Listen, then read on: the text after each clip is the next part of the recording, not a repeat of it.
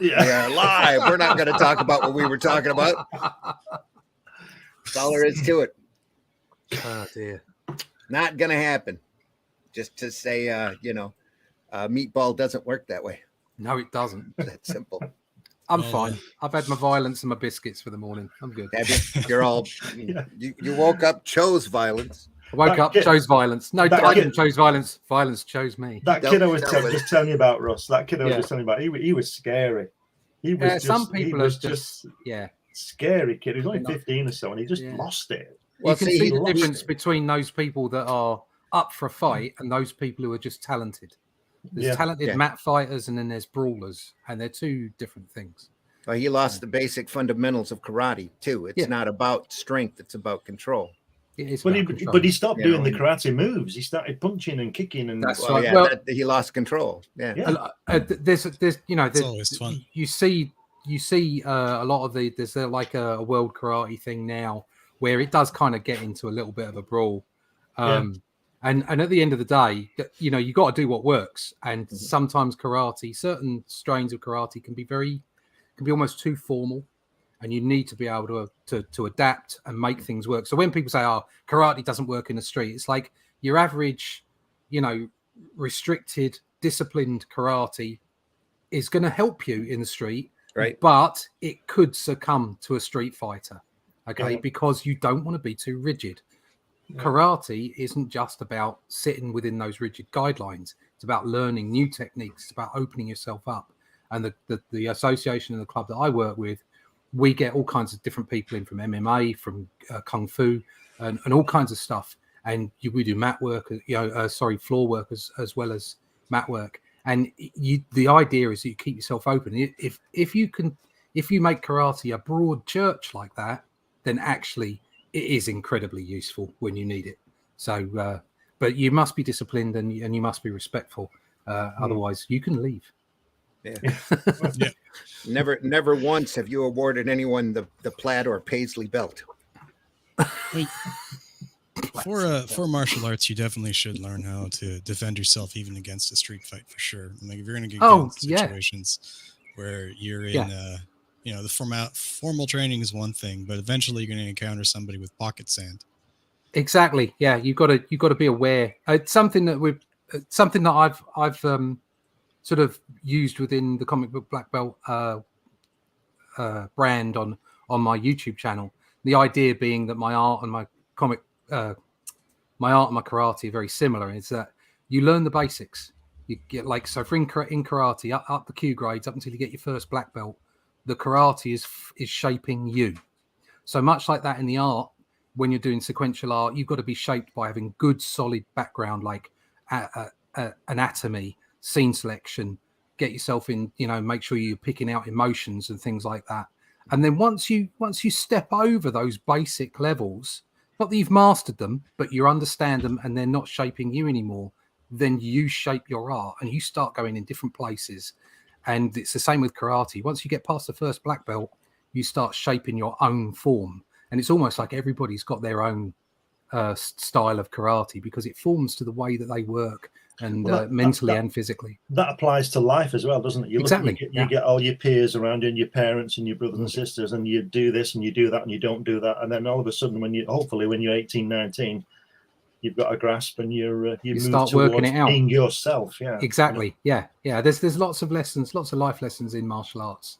I don't ever like people going, "Oh, that martial art's rubbish," or "that martial art," unless of course it's McDojo and the people are really just awful. But styles, you shouldn't really you shouldn't compare other styles because they've all got something. And for instance, the karate that I do has a lot of Korean aspects. It's got some Taekwondo in it, but the whole thing started from Chinese boxing. So it's all just a mess, and there's only so many ways that you can move your limbs. Unless you've got hyperextension, of course. I've seen a few of those people. There's a book called The Unfettered Mind by Tako and Soho, which talks about it's a book I recommend not just to martial artists, but also anybody in the arts or doing anything that's a profession that requires repetition, to get to a point of creativity and originality, which is what I think the point of martial arts is. Mm-hmm. It's like It's a combination of tricking your opponent up, in a creative way. Right? Yeah. So you can get your strikes in. It's not moving in a straight line so much as going from point A to point B is the fastest way possible, even if you have to stop in the center. Yeah. So yeah, a book called Unfettered Mind, Taco and Soho, talks about the states of no mind, so that you can you train to get to the point where you can just react without thinking about it, and your mental state is clear because your mind stops at certain points. And if your mind stops, it takes longer for you to react to something and interrupts the flow of, if you apply that to arts, that's creativity, right? If you're thinking too much about one thing, then you're doing the work. A guy I worked with did martial arts, and he said the best thing you've got is your feet and your legs. Run away. Run away From a situation. If you've ever got a choice, don't get out involved. of there. Yeah. Get out of there. But I saw a video yesterday, a CCTV video of a thug that tried to mug an 80-year-old man, but the 80-year-old man knew boxing. So after a couple of bops, the old man standing here like this, going, "Come on." And the thug's like, and just runs off. Nobody ever hit me like that, which is why I'm a thug. Exactly. Anyway, here's the opening, folks. Yay.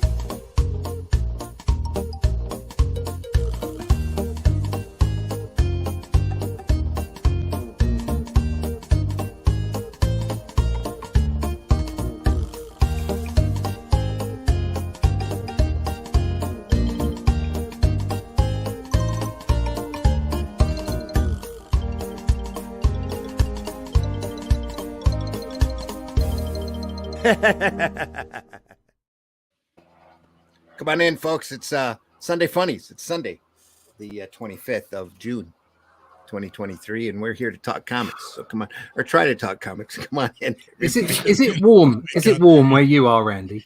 It's extremely warm, yes, but it's warm good here as well. Yeah, I was sweltering. It's a dry heat. Ours is not a dry heat. We're surrounded by lakes here in Michigan, so it's far from dry, but. Yeah, I was separating a large shirt order yesterday in my garage with no air conditioning or anything like that. Just sweating like a beast. I've got a fan. No, I don't have fans. I've got a fan, but they're not even in this fan. Your only fan is my only fan. Only fan. My only fan is sitting in here right now, looking at me. Pound a week. You're not productive unless you look like James Brown on stage mid-performance. Yeah. How he slides, I don't know. I know, it's fantastic, isn't it? His feet sweat. That's how he slides. Slip sliding away. Oh dear. Bullshit. That's to be prepared, kids. That's what you're getting today. We're just past the 8-minute mark, so that was safe. Anyway, that was good. Yeah, it's all good. Come on in, folks. Sunday Funnies. I'm your host, Randy Zimmerman. I've been doing this for a long time. Glenn's been doing this for a long time. Russ has been doing this for a long time. And Whiskey's just new to all of this. So we'll see how it goes. I was left to my own devices. So the only theme I could really come up with, because we've been discussing some comics, oddball, strange comics over the last few episodes. I thought we'd talk about some absurd comics. And I pulled out some comics, some books from my collection of different bits of sequential art, not necessarily superheroes. Some of them are, some of them aren't. But well, because I'm late and I don't have a note from my mum, I didn't get my books ready, so I'm just going to nip off and go get some. You're going to go get some oddball books. I have a copy of DR and Quinch, so don't worry about that. Oddball comics. I know that's his favorite odd comic. One we will probably look at in a lot more closely in the very near or far future, depending upon how long it takes us to go through Watchmen and a few other things. I have the omnibus. Oh, look at that I got from Ollie's of the Just Imagine stories. Oh. Where Stan Lee, whose documentary I actually sat through yesterday. What was it like? Well, that's a whole nother show. Right. But no, it might, maybe not. That the title of our show is absurd. We might be able to discuss it. Yeah. Anyway, There was a period of time where Stan Lee wasn't contracted under Marvel, so DC hired him to recreate all of their characters. Oh, nice drawings by Stanley, aren't they? So that, great drawings by Stan Lee. But the reason why we might want to go over it in Comics by Night is because it's got all of these big people in it. It's got Joe Kubert, it's got Jim Lee, John Buscema, Dave Gibbons, Kevin McGuire, Jerry Ordway, John Byrne, Gary Frank, Scott McConnell, I believe it is, Chris Bachalo, Simonson, and John Cassidy, and more. Wow, so sounds good. Let's do that now. everybody got a I'd have to rearrange my room here in order to show it proper, but everybody got a script from Stan. Stan sat down and recreated all of the main Marvel characters and just went crazy with it. So, and it's I haven't sat and read it yet, but anyway, the documentary. Is it a new book? Is it a new book? It's not new. They did this a couple years ago, back when Stan was under contract and still had most of his faculties. Right.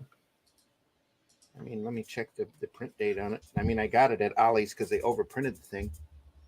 I can't see the 1999. Oh, wow. So, yeah, okay. That's when it was done. But they put it all together. They stick it out at Ollie's, and the price was on the cellophane wrapping of it, but I'm pretty sure I picked it up for $19.99. Wow. Pretty sure. So when you were saying about you were saying about the Stanley documentary thing. The documentary was interesting because they knew that they were going to go up against a couple of walls, and they tried to address it as best as they could, but they used the majority of it was recording of Stan Lee because there's so much of it out there. Yeah. And a lot of that was done. He got a lot more educated the farther along in his life he got. And towards the end, he had a better grasp as to exactly, he got a little bit more empathetic, especially towards Ditko and Kirby. But in the meantime, they went through and used a lot of these snippets about what he thinks a creator is. That is just, you sit there and you go, nah, that's not quite the way it works, Stan. And of course, it was a pro Stan Lee documentary, of course, because it was all about Stan. They missed a couple of points in there that didn't make him look good. You know, and the whole thing was a Stan Lee love fest in order for the newbie to understand how great this creator was. But they did try, kind of backhandedly, to give a little bit more credit to Kirby and Ditko, especially when they tried to explain the Marvel process, and that Stan had started out writing a lot of this stuff and then had narrowed down to just plotting the stuff, and then it narrowed down to what do you want to do that, click on the phone, you know. Yeah. So have them meet God, basically. But it was interesting to watch because there's a couple of really hard time skips in there that they really gloss over a lot of the hard time. Speaking of meeting God.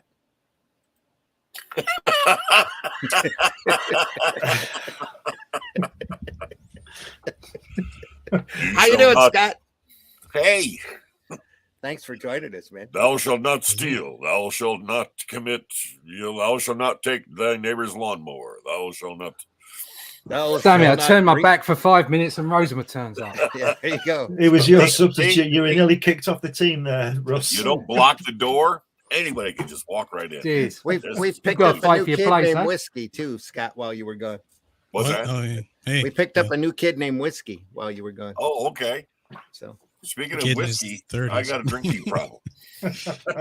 Please don't drink me. You got to go get something to drink. I have coffee and I have lemonade, so I have no drinking problem at all. I only turn into a liquid state for some people. Yeah. So Scott's been around for a while. Anybody who hasn't, who is not familiar with Scott Rosema, he's got a long rap sheet as well. If you don't know about me, you're lucky. But don't you know who I am? Yeah. You don't know who Rosema is. Don't bother. All right, just don't bother. It's too important. What's that? So if you don't know who you are by now, they should just walk away. Yeah. We were talking the Stan Lee documentary, but the topic of today's show is the absurd. I'm sure that's why you showed up. Exactly. It'd be the same without me. Say the least. Did somebody mention absurd? Poof, I've got to be here. And from there, I decided I was going to wear my emperor hood, so I can. As well, you should, because it keeps the shine down. Oh yeah, that's true. Yeah, like glint. Oh, that's why we all wear hats. That's what we wear hats. Yeah, to keep the shine down. Save having to wax it off. Actually, yeah, exactly. I'm gonna fix my lighting. I'll be back in a second.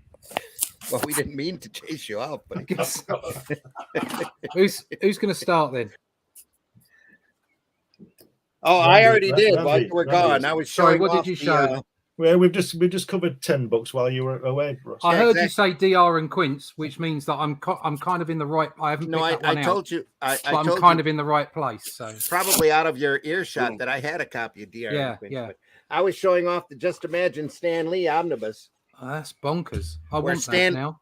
Stan went through and recreated the entire DC universe because he was between contracts at the time, and I'd love to have that. They went through and had all these. They called everybody on the phone and said, "Stan's writing a DC book. You want the script?" And they weren't turned down by anybody. So John Byrne's in it, Jim Lee's in it, Joe Kubert's in it. Wow, what a list already! Dave Gibbons is in it. Walt Simonson is in it. John Buscema's in it. John Buscema's in it. Oh. Didn't he do Superman? Didn't he do the version of Superman? Yes. Yeah. Buscema drew that part. Sure. Yeah. Because I've got those pages in black and white. Batman's Joe Kubert. So cool. Very cool stuff. Oh. Yeah, it's very interesting stuff. Gene Colan is in it. At least it looks like Gene's work. Who did he do? No, maybe not. No, that's definitely Gene. Gene Colan? No, maybe not. Did a couple pages at least. I've got a few Eastman and Laird books. Anyway, everybody's in this. I didn't pull Turtles, but they are absurd. No, I've got one Turtles book, but I've got this one, which is quite cool. I'm blowing you up. There you are. Melting Pot. Oh yeah. And this is mostly just art, but it's got some great stuff in it. Got to watch out for the boobies. There's some really nice designs in there. I think the boobies are on the next. Oh no, it must be the next page. Beautiful stuff. Nothing sells better than monsters and boobies. Monsters and boobies. Gotta love monsters and boobies. There's the boobies. There's the boobies. Especially monstrous boobies. Monstrous boobies. Yes. Oh, more boobies. Sorry, can't have that. There's some color stuff there. So it's just lovely artwork, and then some color stuff as well. Yeah. And it was all just really odd. I just found it really odd at the time. This is great. Look at that. There you are. Yeah. And it was just really odd stuff at the time, because Eastman and Laird, you were kind of drawing in a slightly different way to what everybody else. There's also some thumbnails of some comic book stuff they were doing as well. A true melting pot. Yeah. Oh, I take that back. I didn't. I thought I had grabbed my DR and Quinch, and I didn't. So this is absolutely brilliant. I love this. I love this little book. Yeah. I don't draw anything like this. This has no effect on me from a visual perspective whatsoever. I just love the book. I just think it's a great book. There you go. That's my first one. Well, the more you look at it, the more influence it'll have on you. Probably. Yeah. We're looking at odd comics, right? Is that that's the theme here? Yeah. Obscurities. I mean, it's comics. What qualifies as an odd comic? Well, see, comics nowadays are this. Everybody strives for realism and trying to take a real slice of life from the realistic, and there's so many great comics out there. Turtles is a prime example that just veer away from all of that and say, "Screw it, we're here to entertain." That's really, we want to do the obscure or even make a point, but do it in an obscure way. Just the art in itself is weird, just the way that they drew back then. That nobody else was doing this kind of stuff, really. Everybody had their own individual style. Nobody was trying to imitate next guy. It's innovative, it's brilliant stuff. And it's like at the time, sort of, early 90s, very early 90s. I know this is late 80s. Late 80s, early 90s, we had some fantastic artists knocking about. I mean, obviously, Jim Lee was on the verge of being the greatness that he became. Yeah. And so you could look at stuff like that, but then you had this mad turtle stuff as well. And it was just so innovative and brilliant. I loved it. Absolutely loved it. Well, it's like back in the 40s, they had a book called Super Snipe that was about a kid that loved comics and always saw himself as this big, muscular comic book hero, would run around in his red underwear with the flap in the back and put a towel around his neck and go out superheroing. But in my opinion, one of the most absurd comics that were ever done was the Atomic Knights. Oh, nice. And I love describing this. This is a horribly printed book. It's got a beautiful binding, hardback binding on it, but it's got this atrocious newsprint printing in it. And it's literally after the Holocaust, where a group of scientists run around in a radiation deflecting armor, riding large mutated Dalmatians. That's amazing. Look at that brilliant. Look at those word balloons on there. One guy says those strange plants emitting an eerie blackness that's spreading over the entire earth, and the other guy says we've got to destroy the plants by burning them. And then the other bad guy goes, we cannot allow the atomic knight to destroy the secret weapon we are using. Absolutely genius. You don't need to read the comic now. Are they moles? It's just classic stuff. Randy, are they moles? Yes. Yeah, they're little. They're blue. They're not just moles, dude. They're blue moles. That's fantastic. They're the worst kind, aren't they? Blue moles. Oh, yeah. Blue moles. An amazing Atomic Knights adventure when the Earth blacked out. Especially when they've got human hands. Yes. Not only that, but look at the artwork here. The artwork's by Murphy Anderson, who's probably one of the best inkers ever in comics. Yeah. It's cracking stuff. I had a blue mole once. I had it removed. So There you go. Absolutely. Just some great oddball stuff as they fight radiated. They fight large plants that attack them. All in suits of armor. It's wild. That is crazy. It's incredible stuff. But really imaginative. They started out in they were really a backup feature in Strange Adventures. That's that I liked, you know. Murphy, best from Gardner Grail. Murphy Anderson convention sketch. Brilliant. Nice. Murphy Anderson. Not real, but yeah. I've got Murphy's signature. I emceed a panel he was on one time. Oh. And got to talk to him for quite a bit. Yeah, he was amazing amazing person. It's all him on this, I believe. John Broom wrote the story, art by Murphy Anderson. There they are fighting a bunch of electrical creatures. Rawr! The lost city of Los Angeles. I like the way that they're all standing on their tippy toes as well. That's great. Yeah. That looks like some villains you'd see out of the Space Ghost cartoon. Yeah, exactly. Energy monsters. It's awesome. Great. You know how great somebody is when they combine with another artist and it becomes a standard. Yeah. Like when Kurt Swan pencils, Murphy Anderson inked, it became known as the Swanderson look. Yeah. Yeah. Just, you know how great that is. It's got to be just phenomenal.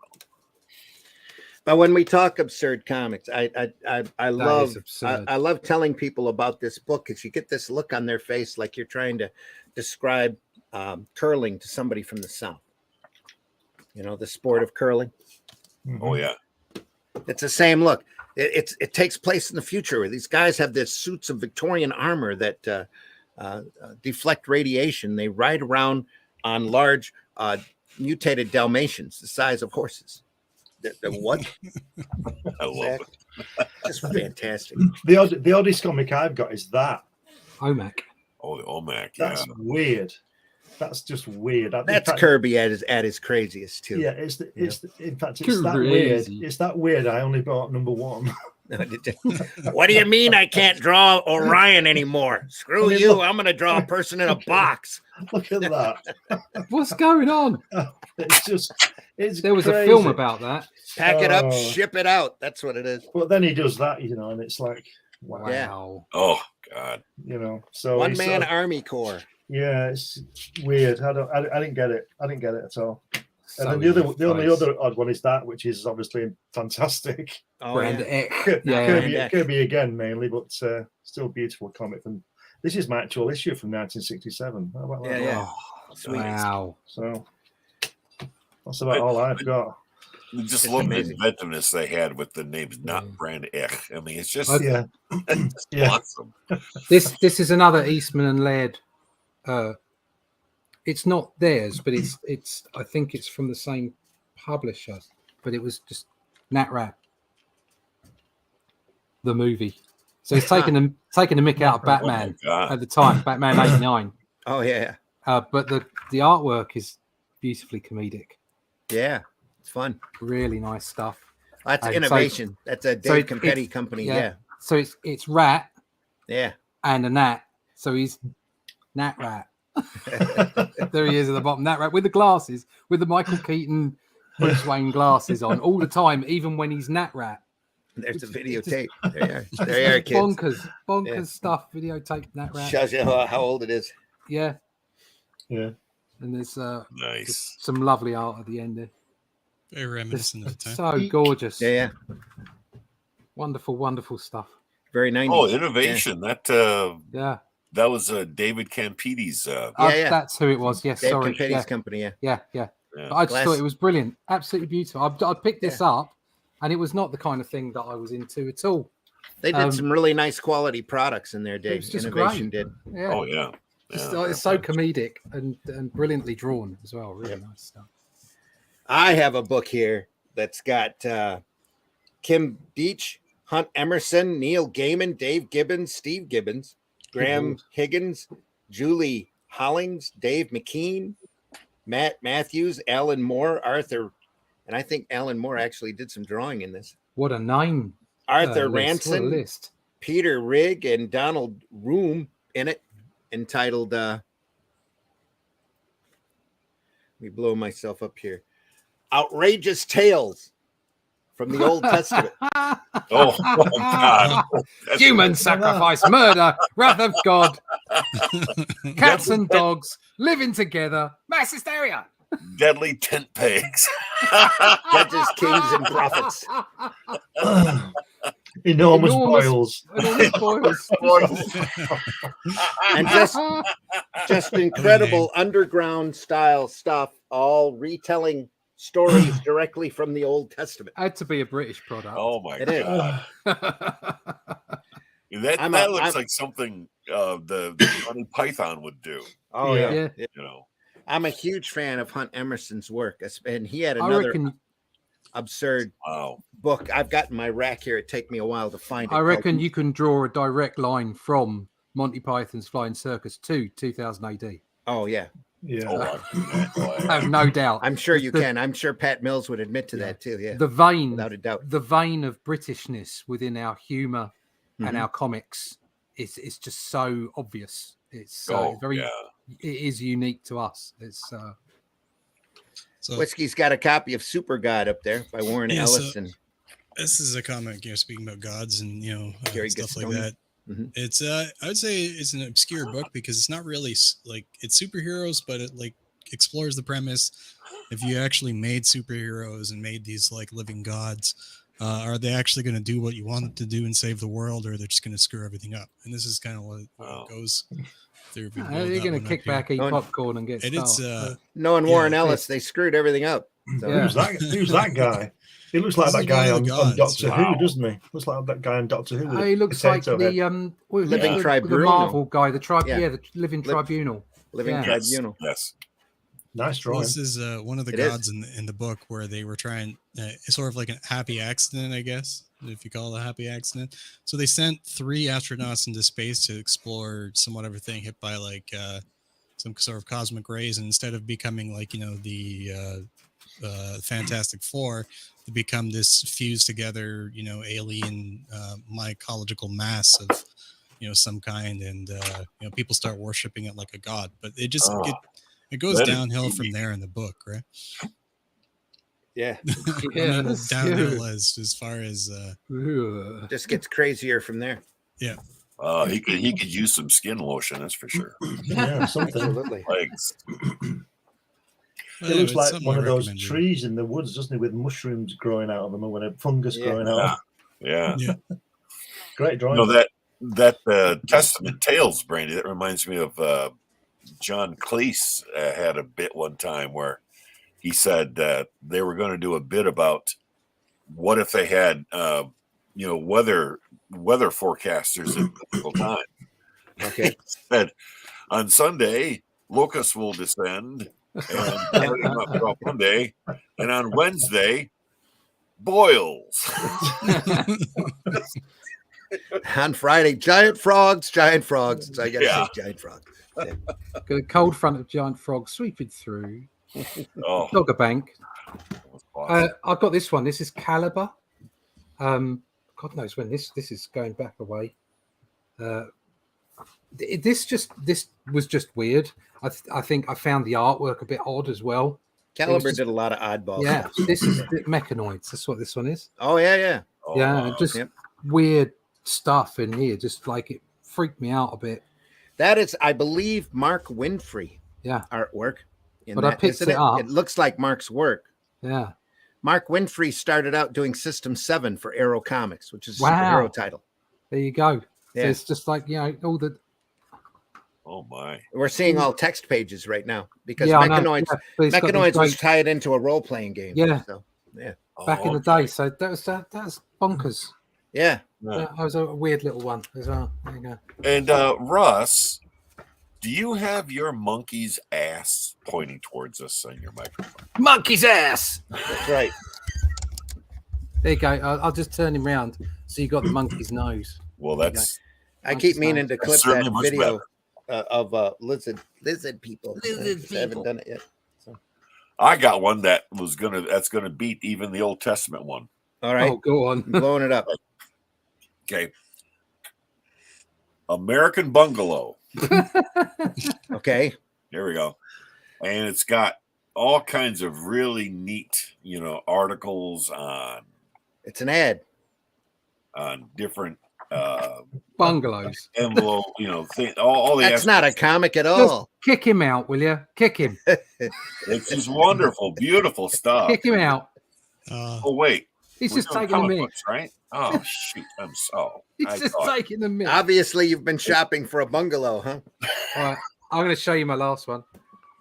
Speaking of bungalows, show off that DR and Quinch too, because I don't have my copy in front of me here. So this one is by Les Humanoids Associes. Who the heck? Yeah. Oh, it's Dark Horse.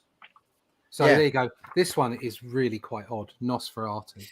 Oh, nice. Okay. And it's like if Nosferatu was lonely on a dead planet. It's just it's bonkers. It's like some of that art there. Look, that was back when you knew that you were going to pull down, especially Dark Horse was going to pull down 1,000 or 2,000 on just anything. Yeah. So and this is great. The more obscure, the better. Yeah. It's really soulful and sad. And then you get the action in the end. Again, some like really innovative. It's got to be a European artist. Yeah, on that. Yeah, I would say it was. Yeah, well, it was French, I think. Okay. Just hey. One of my favorite anthologies from Dark Horse was Cheval Noir, and it it always carried the most unique, beautiful artwork with the hardest to follow stories. And this is just phenomenal stuff. Weird. Though. Yeah. And the graphic. Oh, that's Droulet. Yeah, of course. Yeah. And it's just fantastic stuff. Just absolutely loved it. Yeah. Famous French artist. Again, not stuff that I would normally pick up, but they jumped off the shelf and it's like, I've got to have that. Because anything by Droulet, you can't help it. That's so attractive. I mean, you're just there we go. I'll get the DR and Quince out for you. Yeah, pull out the DR and Quince. Oh, those are gotta tell people about it though. DR and Quince was in 2000 AD and was basically these alien anarchists. The only way you could describe them, no goods that would just go around and do whatever they liked, and they'd turn up on Earth and just pretend to be UFOs, It's and the artwork is sublime. Just Alan Davis. look at that, Alan Warren Davis, Davis at the doing peak his of his thing. at the peak of his form. Yeah, doing his thing. Yep. Beautiful stuff. Look at the aliens he's got going on there. That guy at the top there. Just Wow. awesome. Just crazy Just stuff. gonna have Too. a few more incredibly funny stories as well. Yeah. You know, proper British humor. Oh, Excellent stuff. And I believe Rebellion has reprinted that, so it's available over on Amazon. And we can't recommend it highly enough. Buy it. oh yeah. Love it. No, did Davis write that Gorgeous too? work. That's great. Pardon? Did Davis write that also? Oh no, that was written No. by some unknown called Alan Moore. Yeah. Oh, more Way back when, yeah. Yeah. No Brilliant kidding. stuff. That's something we can go through on a He's comics got, by night rather easily. Yeah. What's his name here? Famous Some- actor Some kid off the street. by the waterfront on the waterfront. Marlon Brando. Marlon Brando. So like this alien that's got a Marlon Brando face. Somebody. Bonkers, and he's like That's this awesome. tortured actor. Fantastic stuff. Just great. Wow. Reminds me a little bit about. Oh, and Heavy there's metal Clive movie. James, Glenn. Yes. Clive Yes, I can see him, yeah. What are you saying, Whiskey? I was saying it reminds me a little bit about the artwork is very reminiscent of the heavy metal movie back in the day. Very much so, A yeah. little, yeah. But It's got a was lot of very that odd. influence running through it. So you know, I mean, there was a lot of humor in 2000 AD. Even when you Just a weren't bit, yeah. expecting it, Yeah. there was a lot of very dark humor. But that was Well, that's- out and out a comedy scenario. Do you know what I Very mean? It was- political, though, wasn't it? Yeah, but that strip was definitely all out comedy. That was what it was Yeah. after being. Whereas something like Judge Dredd, you could laugh at, even though it wasn't. Well, it wasn't a joke a minute. I always thought that Judge Dredd was a political satire. Oh yeah, You know, without a doubt. Yeah. It was, and that was. That shows you how good Pat Mills is writing, and the other guy's Yes. writing was, Yeah. because it was different layers, wasn't it? Kids could read it and it was good, and then we could read it as adults and it was, that's a bit cheeky putting that in, you know, and all that kind of stuff. But yeah, excellent. It's the kind of genius subtlety that people don't get anymore. Yep. Yeah. Do you know what I It mean? said a It's lot, like- and it did a lot, and Yeah. it entertained a lot. They get And it it- cancelled now. Yeah. What it Yeah. did was it didn't say something was right. It gave you all the questions. Yeah. So like the fact that you know, Judge Dredd, he's the hero. He's also a fascist. Okay. Yeah. Like, Yes. did you just put judges out on the street and they can just kill people at will because they've broken the law? You know, no retribution, nothing. And yet Yeah, he's no- the no hero. trial, You're no- always on Yeah. Judge Dredd's side. Yep. Okay. Yeah. So the whole thing was like this sort of horrible anarchy. And yet it was a fantastic strip drawn by some of the best artists ever. And there was subtlety in it. It was asking you the questions. It was saying, what's right about this? What's wrong about this? Who are the good guys? Who aren't the good guys? You know, and people just don't get that. Not currently. We're not seeing that currently. I think it will come back, No. but we're not seeing it currently. And it's really kind of too sad, very sad, because nowadays here in America, sometimes we have things like that happen. You know, cops just killing people. You know, but on it's the not. street. Yeah, but Not just that, but we have that level of absurdity all the time on the nightly news anymore. You sit there and Exactly. you go, "Really? What?" You never hear both sides of any story anymore, true. because Yeah. someone will always use one side to their advantage. Yeah. So and that's what entertainment and creativity like 2000 AD did. They taught Gen X, okay, they taught Gen X that the world is not black and white. That was the whole point. That was the whole point. For our audience here in the States, if you haven't seen 2000 AD, there's a great documentary, I think, on Amazon Prime right now called Future Shock. Go over there and take a look at it. There are huge collections over on Amazon of the individual properties like Judge Dredd, Strontium Dog, Rogue Trooper, Robo Hunter, that are amazing. You will not regret buying any of those because it's all just incredibly high entertainment. Just great stuff. You take the undergrounds from the 60s, you take the Marvel era from the 60s and 70s, you take Monty Python, you put them in a big pot, you stir it up and throw in a bunch of science fiction, and that's pretty much 2000 AD.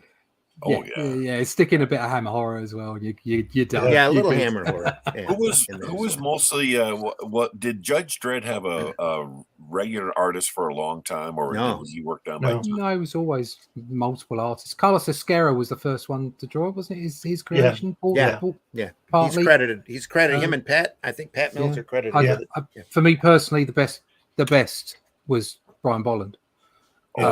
Absolutely. Yeah, but Carlos Esquerra was fantastic. So was the best Esquerra was Strontium Dog, though. Yeah. Ron Smith. Ron Smith, Mike Mahone. I enjoyed Cam Kennedy's work because I love Cam Kennedy, especially on Rogue Trooper. Brett Ewins had a go at it. Everyone had a go at it. So. We have a few new comments, gentlemen. You got I've been ignoring the chat. To finish off, Carlos Esquerra on Johnny Alpha. Strontium Dog is it's in a league of its own. Yeah, it's just fantastic. That's a property somebody's going to end up doing one of these days in the movies, and everybody will be shocked. And where did this come from? No, they'll just change it all, won't they? You see a couple of YouTube videos up there of fan movies to show what could be. It's just Esquerra's just got such amazing line work and such an individual style to his stuff that you just can't go wrong with anything that he did. There's a Stainless Steel Rat compilation available over on Amazon. Strontium Dog's got a number of reprint books, and they're all really well done. I really wish I'd picked up the Strontium Dog ones. Well worth it. The big thick volumes are good, but they're printed on newsprint, but you still see all of the line work because it's designed for that kind of inexpensive printing. And Strontium Dog 2000 AD was. Yeah, Strontium Dog started off in Star-Lord. Yes. So when they combined Star-Lord. So all the guys in the ABC Warriors, that was actually a spin-off from, I can't remember the name. Robusters. Robusters, that's it. Jaws and Hammerstein, wasn't it? Yeah. And they used to go around and sort of clean up messes. With who was the big guy? Who was the earthquake one? The one that used to chew everything up. Was that Quake? I thought his name was Quake. I can't remember his name. He was just thick as two short blanks. He couldn't speak properly, but he used to just eat everything up. Robusters, all of the characters were robots. And you had a really large Hammerstein who was an old warrior soldier robot, and you had a garbage eater Rojaws who was a little almost like a trash can with teeth. He was Danny DeVito as a robot, wasn't he? He was hideous. And he loved eating crap. It was a great strip. Yeah. No, it was really good. And then when they moved on and showed Hammerstein's past in ABC Warriors, that was genius. It was just brilliant. You know, it was another collection of really great robots. They created a team of robots to go in the wars where the humans couldn't go because of radiation or biological problems. Book one, ABC Warriors. Give me a second to blow that up here. So this is Mike Mahone, I think, on this. But that one's Warriors. That one's Brenda McCarthy, who did a few of them. God, look at that. But that first one would be Kevin O'Neill, is it? Looks like Kevin O'Neill. Yeah, Look definitely. At that. Oh. just phenomenal stuff. Phenomenal, yeah. There you go, more stuff. Excellent stuff. That looks like something you might have seen something like that in the Warren magazines, creepy and eerie and stuff. Yeah. So not like, I wouldn't call it an oddball, but although you could say that everything in 2000 AD was a bit oddball. Pretty absurd here and there. Yeah. I couldn't believe when I come across copies here in the States. It was just bizarre. I loved every second of it. And now, without having prepared for the show, which is what I do, I did come across my pile of comics here. This Blanc comic. Oh yeah, and I love what it says on the cover. You're gonna have to read it because we can't. Hi, I'm Gronk. Do you like kitties? Not like as pets, not to eat. I'm not that kind of monster. unlike Alf. Yeah, exactly.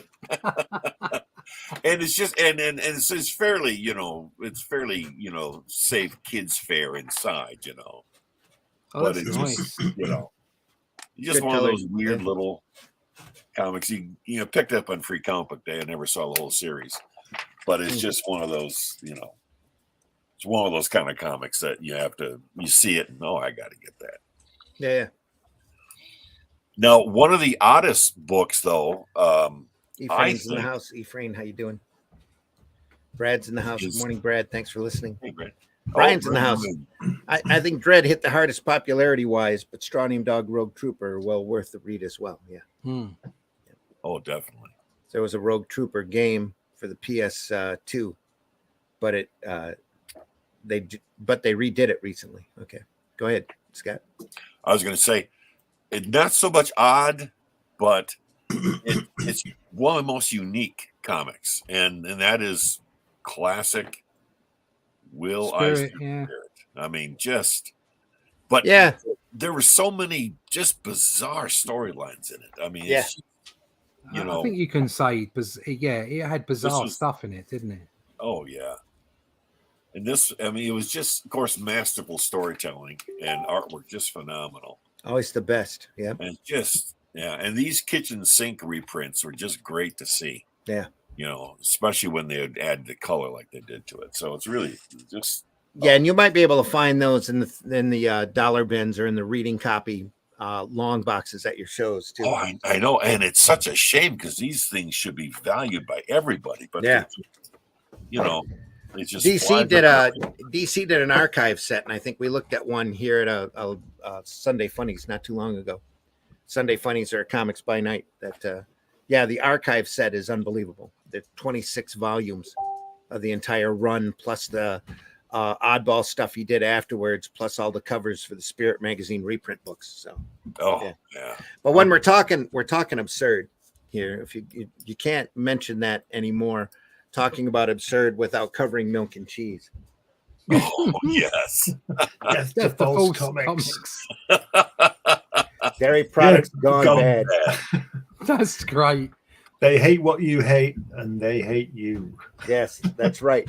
That's just another name for lactose intolerance. That's it. That's it exactly. Dairy Products Gone Bad by Evan Dorkin. There's an entire volume out from Dark Horse, and they are packed with prettiness and anarchy. It's the only way to describe it. It's bonkers, isn't it? It's a carton of milk, a pint carton of milk, and a slice of cheese out to avenge the world. Jesus. That's awesome. Jesus Christ, all milk. Jesus Christ, all Jesus Christ. That's too good. The baby cheeses. Truth or Dare. Short stories, single or sometimes 3 pages, 4 pages. I don't think they did a larger than that, where they find a topic and then they decide to go smash it. Darth Vader Overdrive. We're both Darth Vader. You wouldn't get away with that now, would you? Cease and desist. Cool. Oh I doubt. It's all parody here. So, yeah. Here comes cruelty. Cruelty for all. Isn't the artwork fantastic? Those faces remind me of a little bit of Savage Dragon. They remind me of MODOK. Yeah, MODOK. We only harm the stupid. The phone book is our hit list. It's idiot filled. Jeez. When is that from, Randy? 70s. Yeah, 70s. This book belongs to Milk and Cheese. That's not 70s. I think it starts in 88 to 89. All right, okay. That's 80s. 80s and 90s in there. They did a whole series of collections here. Only harm the stupid. That's fantastic, isn't it? God made us funky. Look at that. Milk and Cheese, the second issue. Yeah. Milk and Cheese Society is to blame. Oh, brilliant. Who's the creator behind that? Evan Dorkin. Evan Dorkin. No kidding. Believe he went on to do a bit of work for Cartoon Network. That's Does not he a surprise. write and draw it? Yes, it's all him. Right. Small press sales blitz. I'm sure it was very therapeutic for him for a number of years. Yeah, I think I'm going to adapt that phrase as my own personal motto. We only harm the stupid.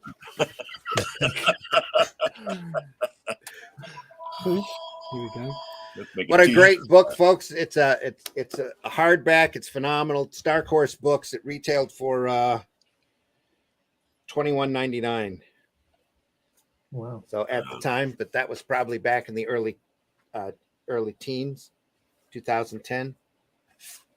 I would imagine I've had it for a little while. I keep meaning to catch him at a show and have him sign it because it's I just appreciate the work that much.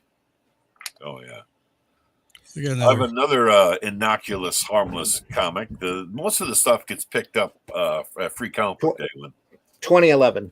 So you might still find it on Dark Horse or on Amazon. I don't know. But this had a great title. To keep recommending Amazon. They don't pay us to do anything. So yeah. Is Cleopatra in space? Wow. Yeah. It's just, bizarre stuff. I mean, and it's literally just that. It's Cleopatra gets abducted and she goes into space for adventures and all this. And it's just. It looks like it's going into manga. Yeah, it does. Yeah. It's got a little hard manga influence to it. Yeah, definitely. But it's just another little oddity, So again, perfect material for me. Speaking of famous people, I've got one from Sirius that later became Dog Star by Jason Asala, about the let me flip back over here, about the troubled life of Poe. It's like Frank Zappa, doesn't it? That guy.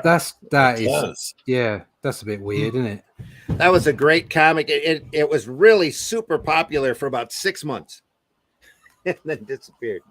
But it's all about Edgar's adventures. Wow. In reality and pseudo reality. I'm frightened and scared. That writer should be jailed. Again, one of those great flashes of genius that few people know about. That was really good, absurd, sequential art. That I really enjoyed the strip when it was out. He had a very unique style to his stuff. He was very inventive and very easy to read. Wow. I'm not even sure whatever happened to Jason, or I haven't seen him around in a long time, but I really enjoyed the book. I've got a picture of him of Poe in my sketchbook. I was able to catch him at a show. So I got this I got a book here. It used to be in my collection, on the Mask there. Joker Mask 104. I bought the whole series a long time ago when I was a teenager, and I really liked the art style. It was kind of, the story wise completely different from a lot of the darker DC stuff out there. And it was tells a story about the mix, what happens if the characters from the Mask join the DC universe and the Joker gets hold of it, and it was actually a really, really fun read at the time, but wow, cool. Kind of obscure in a sense where I don't see much movie crossovers into comics. Well, Mask has really jumped into obscurity, in my opinion. That it was one of those properties that nobody, when they talk about comic book movies, mentions the Mask movie, and I think Mask was pretty true to the original property. Oh yeah, they couldn't have gotten anybody but Jim Carrey at that point to do it. So yeah. And considering, and Jim Carrey made it, very entertaining. I mean, Of course, he's always great to watch, but nice, fun artwork. Looks like. Unfortunately, I don't have a collection anymore, but it was really good. Yeah. Yeah. The artwork was all right on the previous page, but I hate that Batman. Sorry. Yeah, that right leg. You're allowed to judge. I think there's some weirdness going on there. I don't like that. Nothing. A lot of the anatomy is a little exaggerated and obscured throughout the whole thing, but it's especially that girl on the cover. Consistent. Sorry, Whiskey. Go on. I was just saying it's consistently bad. But they do it in a stylized way. Like, you may not like the knee there, but for example, it's just, I can guarantee you there's not one other knee that looks like that in the whole of the book. Probably right. Yeah. But what a knee it is. Anyway. Yeah. Hey, Randy, do I see on your spinner rack an issue of Bomba? You do. I love this cover. This is one of my favorite covers of all times because it's so dynamic, so beautiful. Look at that. Here, let me take that out of the wrapper so that you can see it without the glare. Wow. Oh, yeah. That's awesome. That is amazing. Just amazing. I thought it was Nick Cardy, but it's somebody else that did the art, and I couldn't tell you who it is. Somebody told me, and once you looked at it, you realized it wasn't Cardy. But man, that layout sure does scream Cardy to me. Oh boy, yeah. You know, it really does. It's just so dynamic and so beautiful. And I've got a book of Cardy and the covers that he did that we'll cover in Comics by Night one of these days real soon. But that's Bomba the Jungle Boy. Used to be a series of movies, I think. Movies or a TV show. Oh yeah. Let me see if I can find who did the interiors here. The Jaws of Doom. Yeah, well, that cover really overshadows the interior, doesn't it? It sure does. That cover sells it right there. It's got the that artwork feel doesn't of quite match it. 70s. It looks like a Bill Everett type of penciling, doesn't it? It does, yeah. It's just that cover though is just so much fun. The cover's fantastic, yeah. Yeah. Genuine comics in the chat. You know, I always kind of wonder. I think that they keep. I look at these books like that, and I keep thinking they really missed the boat by not doing just simple things like emphasizing certain words on the title of the book. That book should be Bomba, the Jungle Boy. It should be this big, huge Z. Yeah, that's like the biggest. Well, this came out during the time that there were all sorts of jungle characters running around. Oh yeah. You know, Tarzan was super popular back in the 60s, late 50s. Sniff, sniff. Sniff, sniff. Sniff, I'm afraid, yes, that is a genuine sniff, sniff. Sniff, sniff. Right there. Sniff, sniff. I'm not sure who did the artwork. There's no credit on here, but probably for a reason. Probably. That's harsh. Anyway. I thought I was being harsh with the knee, but that was really sticking the knife. Just remember, Russ, we only harm the stupid. So, but that's right. We only harm the stupid. But that cover is everything to me. I love it. That's why I have it back here on the rack. Awesome. We could do a whole episode just going through the rack, actually, because I've got a lot of oddball stuff sitting in here. So, I've got my last oddball one, which everybody knows this. Swords of Cerberus. Oh, yeah. Because that's like, I don't even pull out a Cerberus. I've got one of the phone book of the first 6 books here. Yeah, it's Cerberus. Absolutely bonkers stuff. Great lighting. Look at that. Oh yeah. You know all about Cerberus up there in Canada, right, Whiskey? No, I don't know anything. Oh, wow. Isn't Dave Sim originally Canadian? Oh yeah. He's very Canadian. Yeah. Yeah. Very Canadian, eh? Very old style Canadian, eh? Yeah. I'm not sure. Cerberus started out as a parody, much like Teenage Ninja Mutant Turtles started out as a parody and picked on Daredevil. Cerberus picked on Conan. Yeah. And it turned into an fantastic sequence. It looks familiar. I just it turned into an autobiography of Dave Sim's life as he went from barbarian waif to Pope. Yeah, a great transition. Great, yeah. Here's one I just pulled off my rack here. Battle for the three-dimensional world. Yeah. Was that Kirby? It is all Kirby.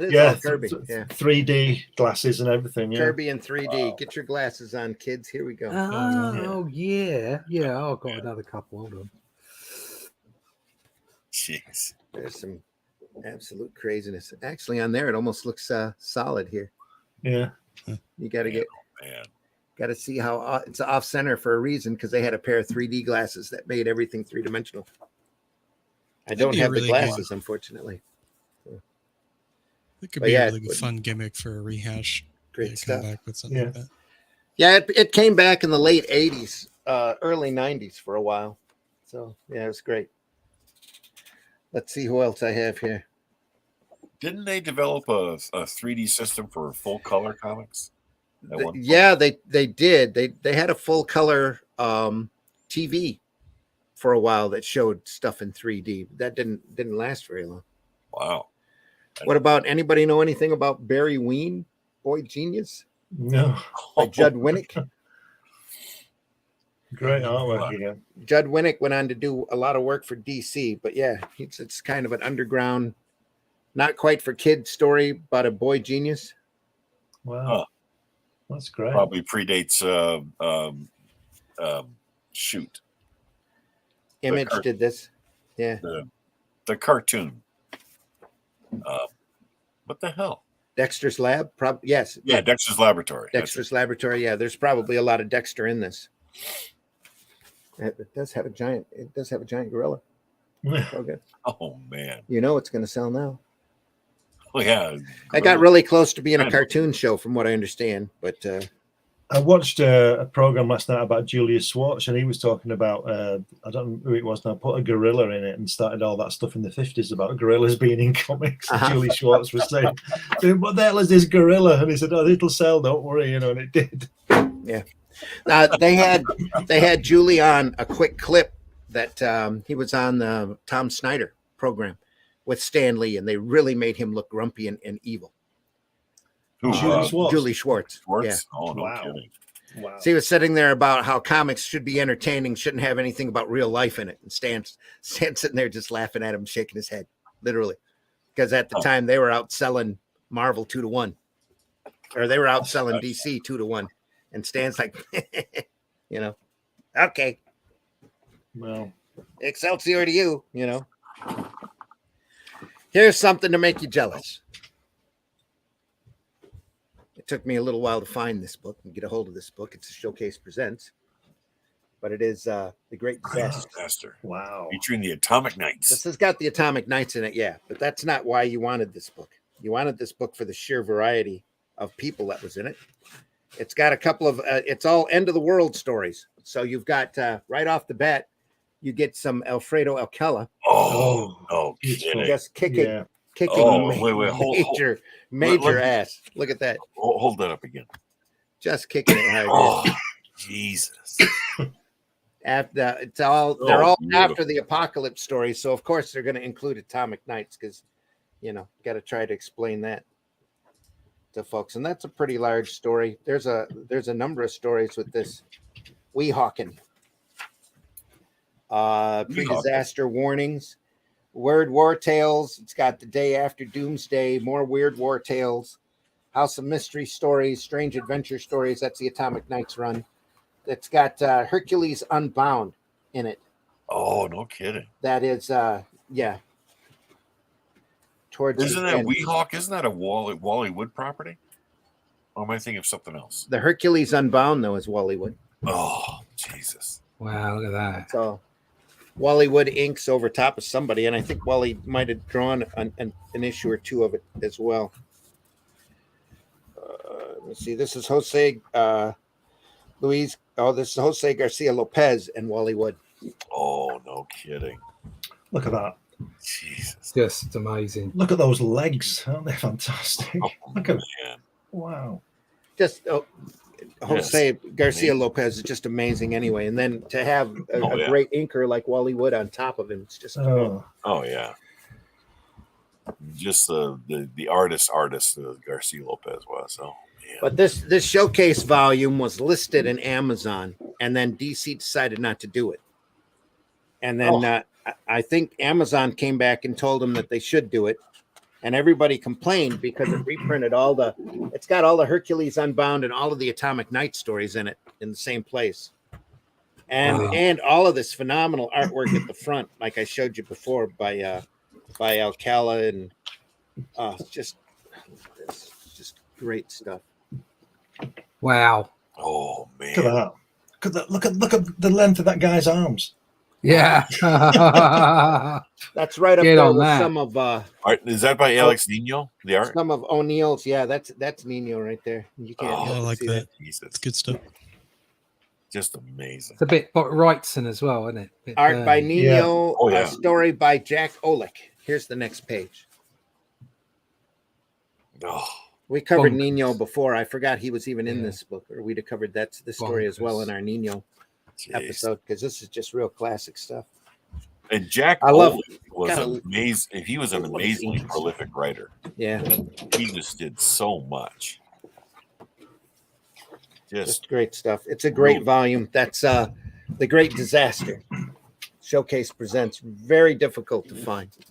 I think I had to order this through Amazon in order to get a hold of it.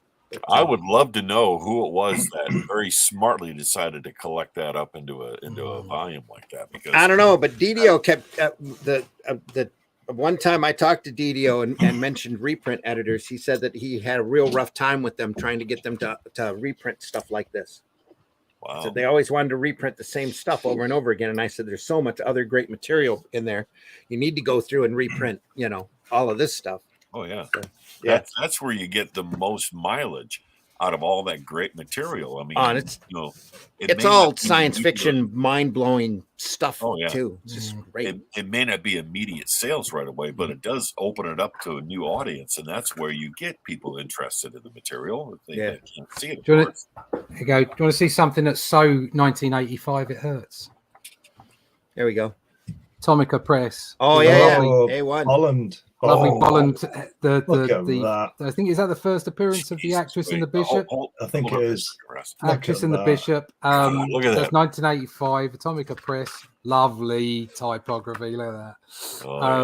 I had a couple of some great art in there, and in particular, I mean, it's worth it just for the cover. There was some painted art that ended up being in black and white, which was great.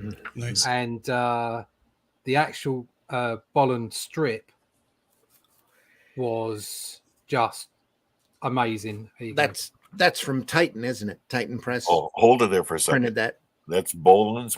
Oh man, look at that. Just so bloody beautiful. Good. Yep. Just beautiful. Yeah. I think that was before he did Killing Joke, was it? Yeah. You might be right. Yeah, you're probably Killing right. Joke was about 87, I think. And you could see just how he was ramping up.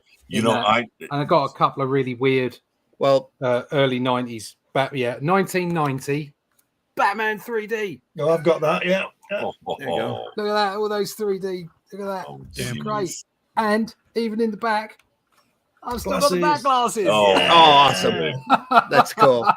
So good. And one last 3D one glasses from me, which was a real oddity, real weird thing, and it was like trying to capture the time.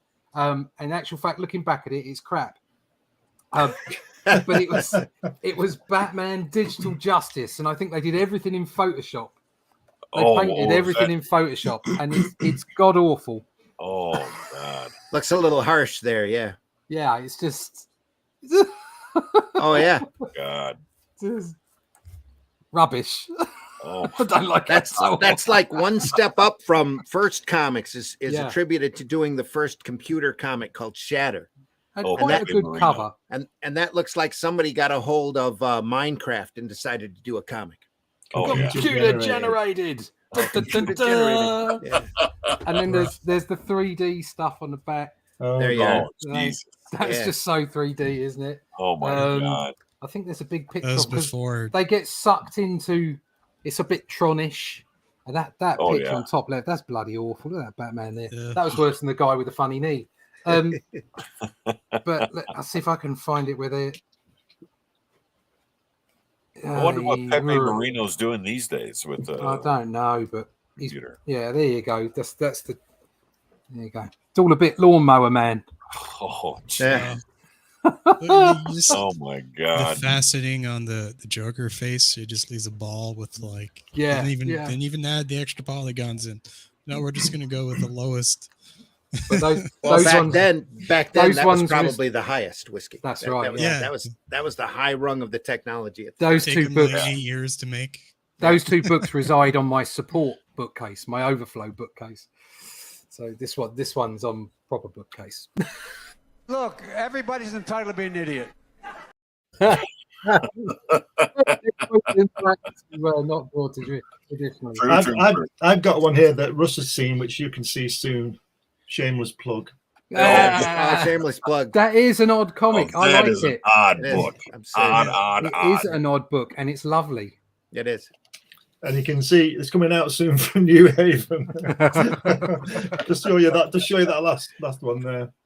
There we are. That's great. Yeah. It's even got Neil and Buzz walking on the moon there. Can you see him doing the Mr. Smile? You got Thunderbird 2. You got all sorts of stuff. Yeah. Oh, cool. Mate, that fits in with the today's theme, because it is that kind of book. It is one of those books that you kind of go, have to look at it twice and go, wow, that's really good. Yeah. And they were running that stuff about the submarine around the Titanic. I turned to the wife and I said, that was a job for Thunderbird 4. I said that. Yeah. Thunderbird 4 would have been there in an hour, but still would have been there. too late. So at that point. I just hope it. I just to be serious for a second, I hope it happened quick, immediately rather than 2 days later. I'm pretty sure that's what it did. It just imploded. Yeah, very, very quickly. So once you get a weakness at that depth, it's just and everything's just sucked in. So, they wouldn't have known about it. Bonk. No. That's it. Good. I'm glad. Yeah, I'm glad as well. Yeah, and to those people out there who think it's funny to abuse people just because they got a bit more money than you. Yeah, seems to be a running theme. Yeah. Oh, don't get me wrong. Like in a year's time, joke. Because you got to get over these things and you have to laugh about them. But like immediately after, it's funny though, because I'll tell you now. If I got the chance to go into space, I would. But if I got the chance to go down to the Titanic, I wouldn't. And I'm totally with you. Not because of that. Not because of that. I would never go down there. No. I saw a chart on a program the other day. Cameron, the director of Titanic and all John that. Cameron. He went down to the bottom of the Mariana Strait, which is 7 miles deep, which is twice the height of Everest and a bit more. And there's a chart, and it's something like, if you imagine that's the ocean top where we would be, it had all these nuclear submarines going down. Then it had the Titanic, and then Mariana Strait was right down there. Madness. Something ridiculous. Madness. 3.5 kilometers down or something. Yeah, it's crazy. Anyway, don't do it. Find aliens. No, anyway. Don't do it, man. Don't do it. Well, you can't see anything, can you? There's black. I don't know. Anyway, I can't imagine light, even bringing light down with you. You can't extend more than a few yards in front. That's right. Yeah. No, I can't. No. Do we know whether those people actually saw the Titanic? Did they get there? Don't know. They were, from what I understand, they were short about 1,600 feet. Bummer. So they probably didn't. Apparently, some fish, like you go down to this like halfway level, which is called the midnight level or something. It's before it gets, or the twilight level or something. And because of the wavelength of light, fish down there are like coloured red, so you can't see them. Really? Huh. They're red, but you can't see them. Yeah, it's just bonkers. And then when you go all the way down, it's like they're phosphorant. Sorry, and so they make some of them supply their own light. Yeah, bonkers stuff. Which is wow. And bonkers like Super Dinosaur. Bonkers. Super Dinosaur. Look at that. Now that. It looks like he's got Space Ghost armbands. Yeah, that is a bloody comic. Oh, there we go. That is a comic. I love the fact they've given him big arms. These little ones don't work. Oh, that's awesome. Jason Howard, who actually lives locally here, or did last time I knew. Doesn't live too far away from you. Gotta love that. Did the artwork there. The Robert Kirkman did the writing. Probably some of the most original writing he's ever done. And most imaginative. It's about a dinosaur who is super, and the little kid that created him. Oh, look at that Kirby Crackle there. Nice. How much better is that than bloody Dinosaur Justice League? Oh, yeah. Seriously, sort yourselves out, DC. Dinosaur Justice League. Go away. Go away and don't come back until you got a better idea. Look at that. Beautiful. Man. Beautiful. Whereas this is brilliant. I think the only thing that hinders this, I think, is the muddy coloring. Yeah. That's the only thing I don't like about it, but it's really imaginative. It's a lot of fun. A couple of kids, a super dinosaur, their dad going off on crazy adventures. Love it. That sounds like that should have been a Hanna-Barbera cartoon in the season. I'm sure that they were pitching it that way, and it just never quite made it. Look at that face bottom right, that lizard guy. Look at that. Nice. Lizard people. That has just a touch of a design quality to it that you'd see from Frank Sirocco. Yeah, and Jason Howard is really an underrated artist. He did Wolfman as well with Image. Simple lines. He's got really a nicely great done. Yeah, he's got a great command of lines. Just beautiful. Fabulous. And who's does he do his own colors? Beautiful work. I'm not sure. Let me check. It's created by them. No, yeah. Jason Howard's attributed to the colors too. Well, wow. Because I find if you do your own cut, so for instance, he's got like simple colors going on there, but they're put together really well. Yeah. Oh yeah. And I found that on the lovely. I found that on the Only Death Can Save Us stuff I was doing, is that I could do simpler inks because I knew what I was going to do with the colors. Yeah. You know, and it all kind of came together. Whereas the Cull stuff I'm doing now, or the Doctor Who stuff I did recently, I'm not doing the colors myself, so I'm going to make sure that the details in there, and especially for Cull because it's black and white. That's their next title, by the way. Super Dinosaur Duck. Oh, nice. But that's great. It's just lovely. That's fabulous, isn't it? Wow. It's great stuff. Very unusual. Speaking about oddball stuff, the comic book I'm working on here, I'm going to toot my own horn a little bit. Here's the rough. It's in the works, but here's the rough layout, and I just got back from the artist. Oh, it's the zombies in the stocks. Yeah. So you got like the Empire here is basically using the undead as part of their like natural resources and stuff. And it's like, you know, I got some comedic elements like in the writing and stuff. Like one of the opening lines for the comic book is that you get used to the smell.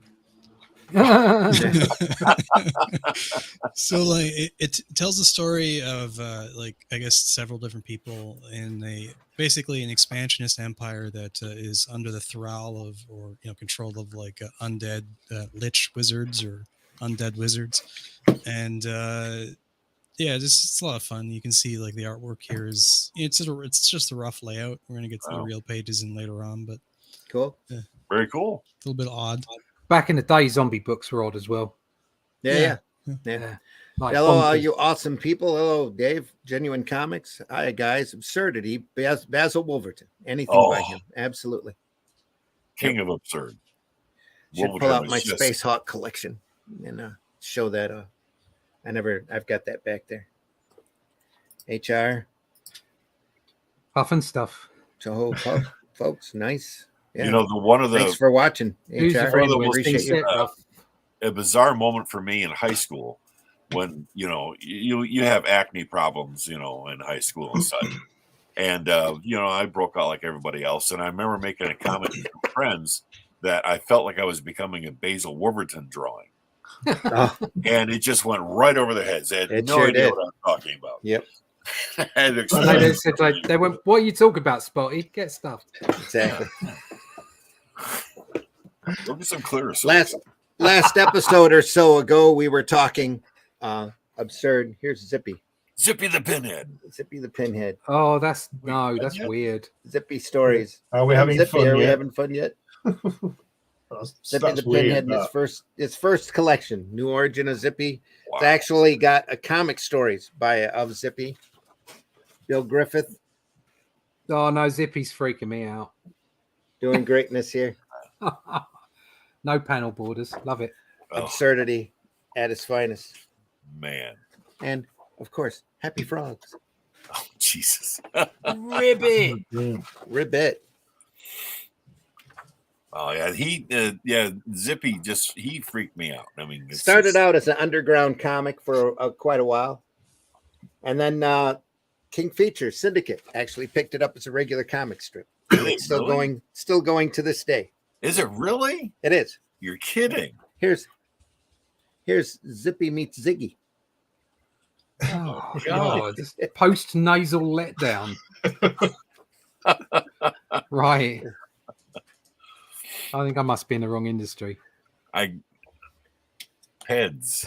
Oh no. Oh my God. No, that's too close. Wow. Really crazy esoteric humor.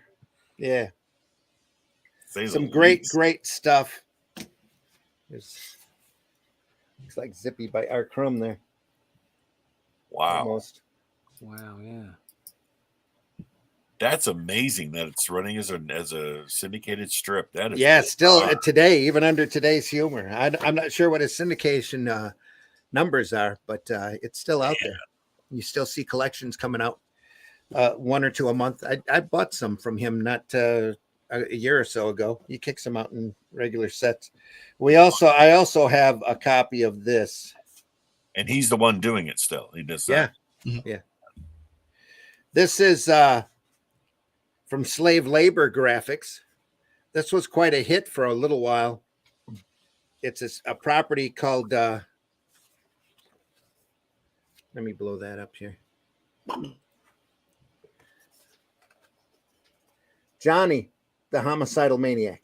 Oh, I've heard of this before. It was very Traumatized popular thy in, neighbor.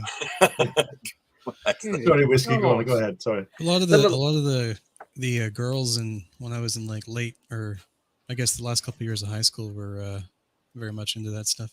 Wow. Very Edward Gorey influence, I think. Did you avoid them, Whiskey? Well, no, like during the time, like all the girls were into Very- that, like a gothic, Very Right. goth. yeah, stuff. Like they were like, every one of them had like a backpack with like some kind of Right. patch on it from Nightmare Before Christmas. Right. Oh, yeah. Yeah. yeah. My daughter's still a big Nightmare Before Christmas fan. oh God, yeah, that's got an eternal following. A lot of reading, a lot of oppression, a lot of angst, a lot of goth in it. basically. Yeah. That opening page with that phrase "traumatize thy neighbor." That sounds like a bizarro world version of the Ten Commandments. Yeah. Well, he had another property based on this kid that I liked a lot. That his kid's name is Squee. Squee. Yeah. Yeah. Squee. And he would have Satan in his closet, demons under his bed. He's a completely over traumatized kid. Oh man. But yeah, that was Johann Vasquez, who went on to do Invader Zim. No relation. No, Yeah. none. It's got, to me, it's got that line work. It's like it looks like Mouse. Yeah, in a way. The quality, the black and white line, Yeah, I can see where you'd pull that in. Yeah. Yeah, she's long. Destroy. That's fantastic, though, isn't it? I love that. Yeah, that does have an Invader Zim feel to it too. Well, it's the same guy. Very tight. Oh, it's same guy. yeah. Didn't he I got just to meet. pass away? I don't think so. Not that I'm aware of. But Somebody I met was- him. I met him at a San Diego con. Had him do a sketch in my book, and he goes. And I asked him, "Can I get a quick sketch from you? I'm a big fan and love Johnny and Squee." And he said, "Oh yeah, sure." And he takes the sketchbook, opens it up, pulls out a magic marker, and just plops it on the page and looks at me and draws Squee while he's talking to me. How you doing? You liking the con? You doing okay? Yeah. How's that going? And I'm like, Nice. and it was beautiful. It's right in the same style and everything. Just amazing. That's awesome. Just a great piece. Great guy. Now, So- speaking of great artists, I want to backtrack a little bit, and this is sacrilegious. I understand, especially coming from me. But Brian Boland, I think, is probably a better artist than even Neil Adams. Now, I mean that in terms of a craftsmanship and drawing ability. Mhm. Neil still has the top rating in terms of a innovative storyteller. But in terms of pure drawing quality, Yeah. If you, I'm sorry, I'd have to agree. I agree. I've never seen a bad Brian Boland drawing. the way No. I totally agree. The way I would see that, forget the storytelling and comics. Talk about the style. Yeah. To me, Brian Boland is an illustrator. Yes. Neil Adams is a sure. designer. Yeah. Yep. Oh, sure. He would do the kind of thing that Russ and I have done. Neil Adams all the time, probably a bit better than And we Kirby do. is a dynamic sequential artist, Yes. just like Eisner. He's a sequential artist. I told you that when I was working on photo shoots, I used to do drawings for covers for the stuff we were doing the brochure for and all that. Mhm. And I would come up with concepts, and I'm not saying they look like anything like Neil Adams' work, but they would be very rough. And Russ has done this as well. But but also at the same in my career, I do illustration, and it's tighter, more like Boland. Not as good as that, but there's a difference. And to me, Neil Adams would be a designer, and Boland would be an illustrator. So that's what I see about it. I just find it. I mean, it just every time I see a Brian Boland drawing, I literally get almost hypnotized by it. Yeah. It is so strong and so Every time incredibly almost perfect in his draftsmanship. Every time he does something, you become more and more impressed. Yeah. Yeah. It's just There you go. incredible. Holy crap! Matter of fact, I remember Bolin did a story in I think an annual or something, and it had Batman, Green Arrow, and Black Canary in it. Oh. And the splash page, I swore that had to be Neil Adams, but it was Bolin all the way, and it was just stunning stuff. If you look back at his older work, for instance, there's a Judge Dredd strip where they're doing the Olympics on the moon, and and if you compare that to, I don't know, the Judge Death strip, you can see where he improves. You can actively see it, but damn, not much. So damn good, so good. I got last one, which is quite weird. You do know this is your fourth last one, Russ. Yeah, I know. I keep thinking of, I keep thinking of stuff and going back to the well. Childhood is hell.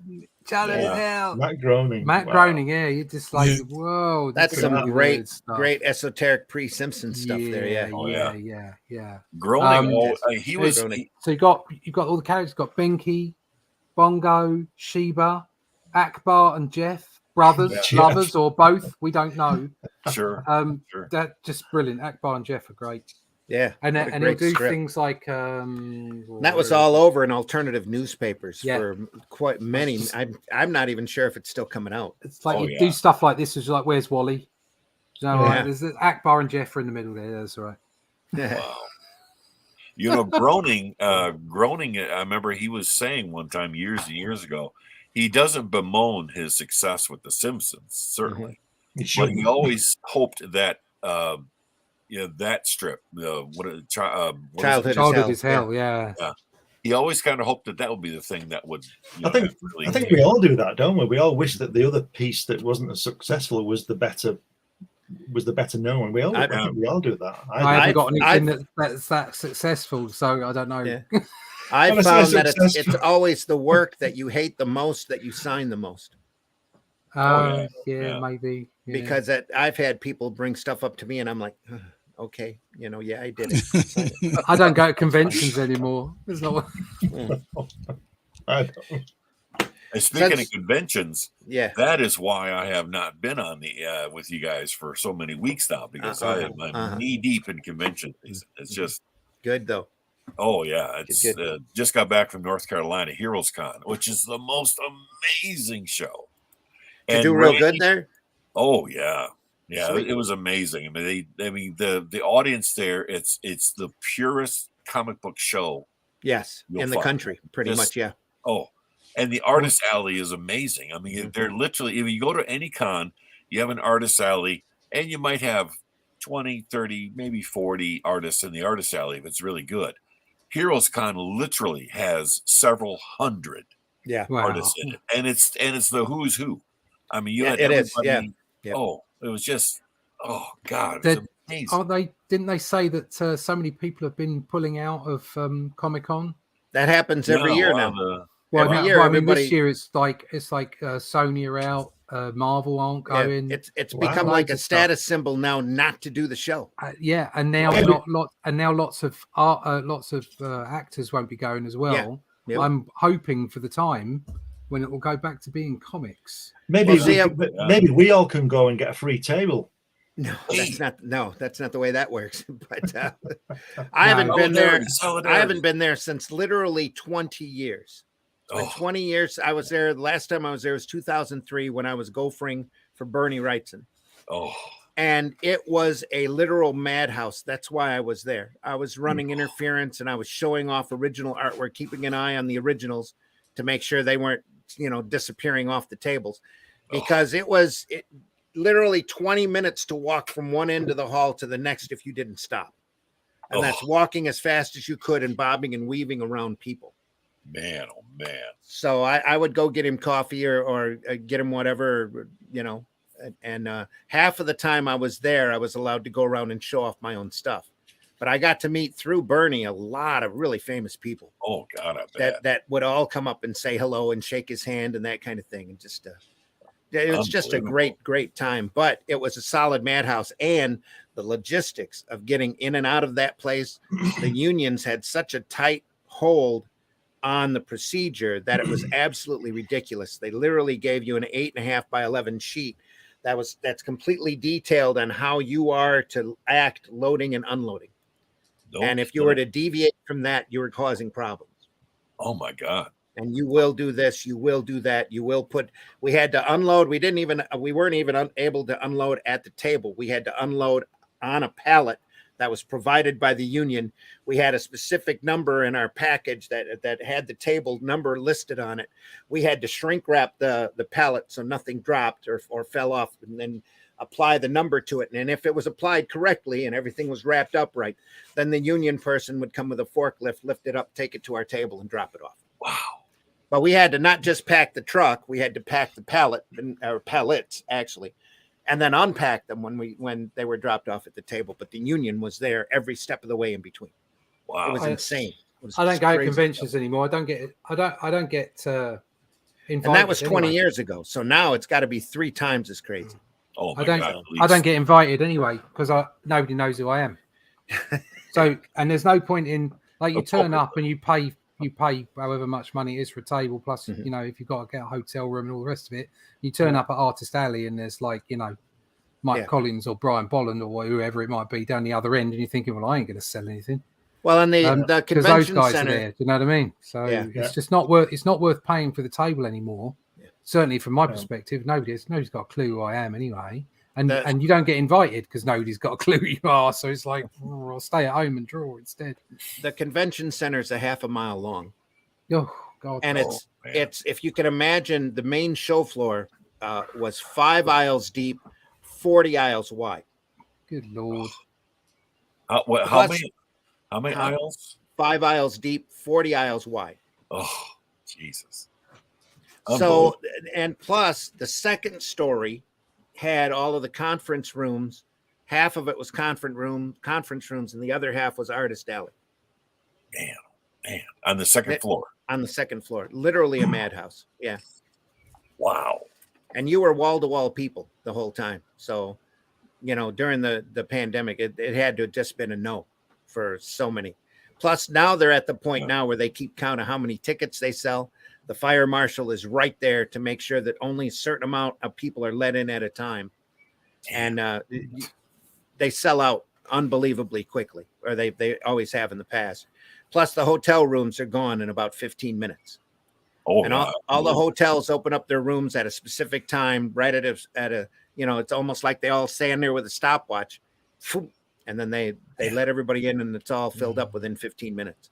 Well, I foresee it's going to get a lot easier in the next couple of years because, I think the films, the cinema is going away. The thing that really started it was Lucas brought Star Wars people to the fans back in '77. That's what started the shows being media shows in the first place. Well, that's true. It built out from there and then just exploded once Hollywood realized, oh, that's how you make money, is by showing this stuff off early at shows. At conventions. Boom, everybody crowded into San Diego, and they've tried to build a big show a number of times over in Vegas, and they just can't do it. Yeah, I know I've read several promoters, you know, they talk about how big the space is in San Diego. And some of these Vegas promoters saying, I got space twice that size in Vegas, which I can believe. You know, some of those hotels and casinos. And of course, you can't put a regular show in Vegas because Vegas is its own entity. Then you got to fill it up with the Actors Zoo, so that people can come in and get photographs and get signatures from the actors. New Orleans is the same way. You can't do a show in New Orleans because New Orleans is its own show. Oh yeah. There's just so much going on down there, and so much, you know, everybody wants to go to Bourbon Street. Yeah. I did one show in New Orleans before Katrina hit, and the high point of the show was Bourbon Street. Oh yeah. Yeah, you can't compete. You really can't. The last convention I went to was in London. I don't know whether Russ went to those about 10 years ago. Or the LCSSs. Yeah. 10 or 12 years ago. I was at a couple of them. Yeah, I was doing Crikey at the time, and it was just a total waste of time and money. Really? Yeah. Fortunately, I was there and got paid to be there. Right. Because I was with Marcosia at the time. Cool. And I was launching books, so they kind of helped me out and what have you. But no, if I'd have been there on my own. That's Marcosia, though. They're great people. Oh yeah. But Harry Marcos is good. Yeah. Is there any kind of a theory as to why the movie people are backing out of San Diego?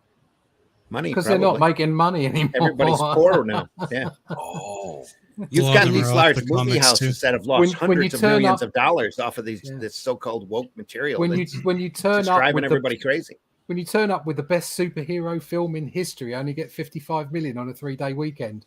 Something's going wrong. Yeah. You know, just the bottom line is just they're not making money. They're not making good films anymore. It's like, oh, people are tired of superheroes. No, people are tired of bad writing. The theaters have never really recovered from the pandemic, and they probably never will. Oh, well, you say that, but if they'd have had decent films, they would. It didn't stop Tom Cruise, did it? That's very true, but that was kind of a phenomenon when people wanted desperately to get out of their house. And it didn't stop Mario recently, which I think, apart from Frozen 2, is the highest grossing animated movie ever. Yeah. Oh, the Mario Brothers movie. The Mario Brothers. Oh, no kidding.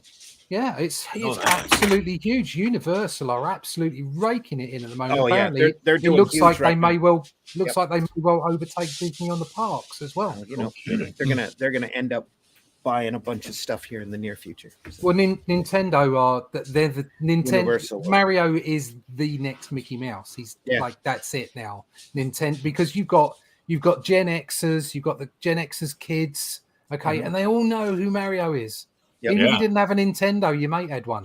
You know what I mean? It's like, and Mickey Mouse has now become a logo, a brand.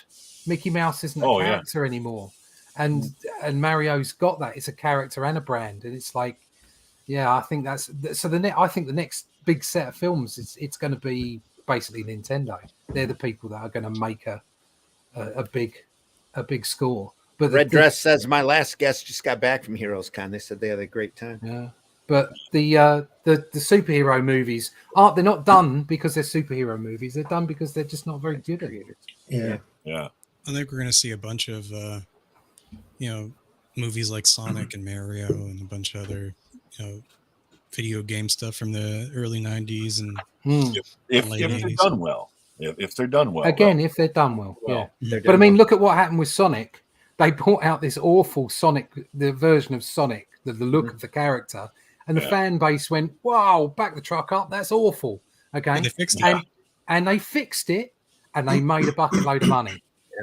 Okay, and there was plenty of press that were like, "Oh, you can't give in to fan service." Like, yeah, you can, because they pay your wages. I was going to That's say exactly right. That's how you make your money. That's you why like the horse that feeds you, or whatever. Yeah, exactly. So it's a good decision to revamp that. And my son's a big Sonic fan, and he loved it. He loved the second one as well. And you sit here and you slap your forehead whenever you hear these Marvel writers boasting that they never read the material. Yeah, it's that like, they were what told are you not doing? to read the material. It's like, well, you've lost already. You've lost. You've lost. Yeah. Yeah. Good night. It's all over. They just released a new Sonic game that's very much like the classical one. With updated graphics, but it looks really fun. And they got another a Mario game coming down the pipe too, as well. That's the whole idea. There's about, I think there's about fun. 7 or 8 Mario products being pumped out easy. by Nintendo this year. Yeah. Wow. And they're just like, well, Mario's doing it. Let's go. They know exactly what they're doing. Those guys. Yep. Hey, Randy, Nintendo, they've always been last- harsh in business. Could you pull that last comment up? The last one that came up. Give me a second. Well, we just need to get rid of all the prudes in the end, like in the. Wow, that sounds like a pretty big cool place to go as a guest. Probably all kinds of creators to meet. That is very true. I can attest to that. Alan Davis was there. Bill Stout, Mark Schultz, Tom DeFalco. Oh, let's drop some names. Fantastic. Unbelievable. Brilliant. I'm just in awe. And that's because Heroes Con has been dedicated to comics this entire time. I wish we had They hardly stray from that. I wish we had something like that over here, because the LCSs and the MCMs over here, they're like I say, they're just actor zoos, and all about films and games and stuff. And the comics aspect is very small in it. Yeah. Oh yeah, you got to give. I think is it Gilbert Sheldon that runs that Heroes Con, something like that. Gilbert Sheldon was the guy who created Fabulous Furry Freak Brothers. Oh no, okay. Dave Sheridan. I can't remember. That's a whole nother book for a whole nother. That's a whole nother topic. The undergrounds. Yeah. But anyway, the folks behind Heroes Con, you got to give them kudos for staying true to that vision of being a pure comic show. Yeah. Definitely, absolutely unbelievable. Yep. And you can see how it's huge, and it's you could have shows like that all over the country if you just had people that are willing to to stick to their guns about it. And it's just amazing, just amazing. Before we go, I got one more absurd comic that I want to point out to folks. That's it's pretty big here for the oddball, the folks that love black humor here in the Midwest. That's dark humor. Spank the Monkey. That's a lot of fun to read by a guy I consider to be one of the true geniuses in comics at the moment. Spank the Monkey. That practically nobody's heard of. It's called Arsenic Lullaby. Oh, Kirby. wow. Arsenic Lullaby by Doug Paskowitz. Doug Paskowitz, incredibly inventive. The artwork's a little rustic. He does his own lettering by hand. Oh, no kidding. Wow. The artwork's a little rustic, but the stories and the writing is unbelievable. The craziest stuff that you could ever imagine. He has stories about this guy here is Voodoo Joe. He's a guy who got cursed while he was in Africa. He got cursed by an African witch doctor and had an African mask transfused to his face. And he's in severe pain unless he can cause somebody else severe pain. Wow. They've got mattresses. Oh my God. Live mattresses. He's got live donuts running around. They're pissed at the Klan. That's why they're there.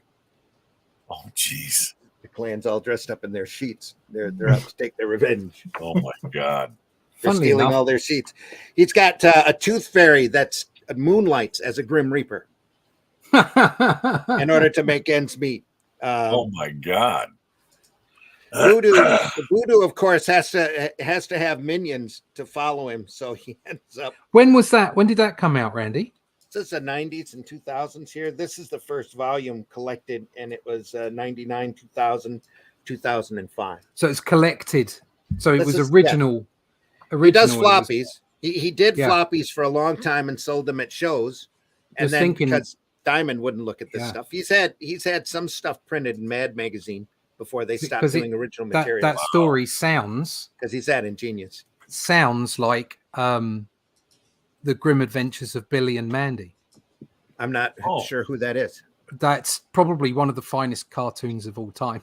Okay. Well, he's got there's a government office of things not yet tried.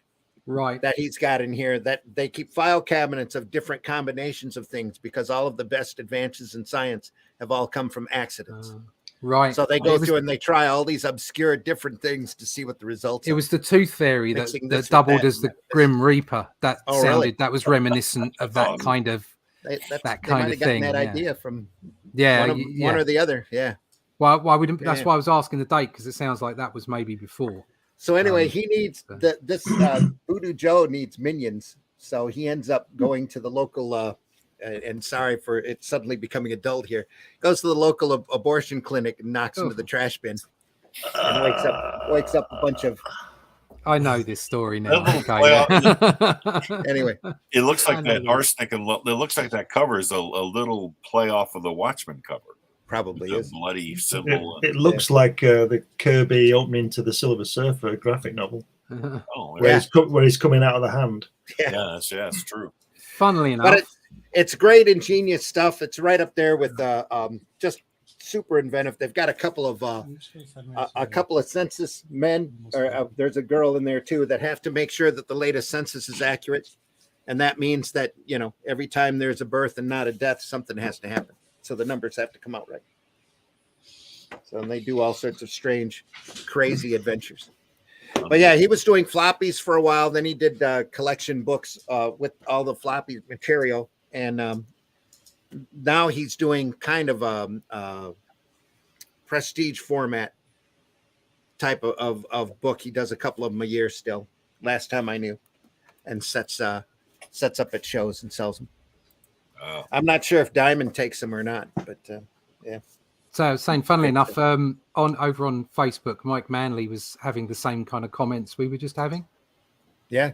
Having a San Diego Comic-Con about just comics. What a novel idea. Reduce the crowd of saw that. non-comics folks by 50% would mean a better experience for just about everyone. And he said it was a better experience before the movie studios blew it up. Yeah, because 20 years ago it was crazy madhouse, and there were movie people there, but they weren't taking it. There were a lot of TVs.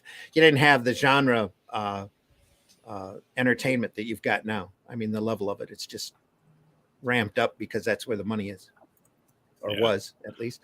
All right, folks, want to tell you thanks. Thanks a lot for listening. We're gonna go around the room and tell you where the different folks can be found, and I've got something here for Glenn. There you go, Glenn. Oh yeah, that's the one. Yeah, that's it. Yeah. So that's an homage to that image. Yeah. That's how you do a proper knee right there. Yeah, that's a proper knee. Yeah, real knees. Yeah, real knees. That's awesome. Sweet.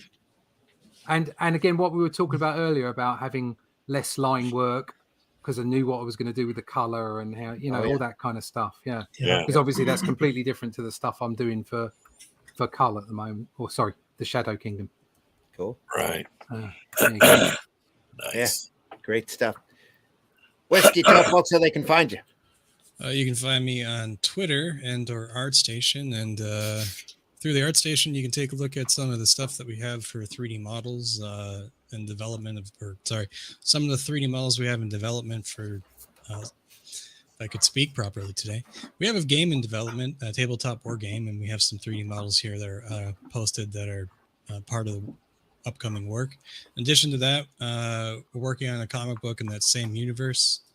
Let's see if I can find it. That's not it. This is it here. Okay. So that's the zombies and so on and so forth. And basically you can find me on Twitter at Bandit Ricochet, and if you need something made like a miniature or 3D model, I can hook you up, and just send me a message and we'll get you sorted out there. All right. That's one of the Very characters. Cool. Scott, tell folks how they can find you. Nobody can find me. Nobody can find you. I'll find you. I'm here every single Sunday, regardless. I'm actually, whether you see him or not, folks, he's here. I'm here in spirit. I'm actually hanging out my Facebook page for the most part. But if you're to any conventions this year, like in Lansing, Michigan, or in Chicago or Toronto, actually, I'll be hanging about those places. But normally, I'm usually on Facebook, and hit me up there. You'll find some fun stuff, hopefully. Cool. Yeah, Lansing never got back to me. I offered. I told him I'd love to do the show, and I could run a couple panels and teach a little bit of cartooning. Yeah, we'll get right back to you. Nothing. Oh, so, I won't be in I'll Lansing. raise hell for you.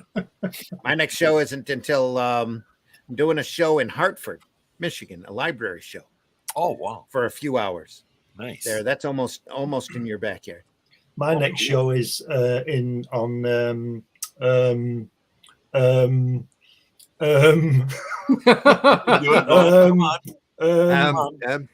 next Friday.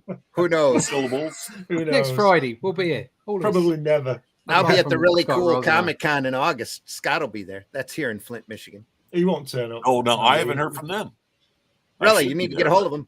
I'm going to, Let's take bets. I'm sure you're invited back. He's got a lot of space, from what I understand. So. Yeah, space. And for Glenn, we didn't even get to talk about your uncle, Uncle Reed Fleming. Oh, Reed the Fleming, world's toughest milkman. Listen, look at him. He looks a bit like Glenn. Yeah, he does. Yeah.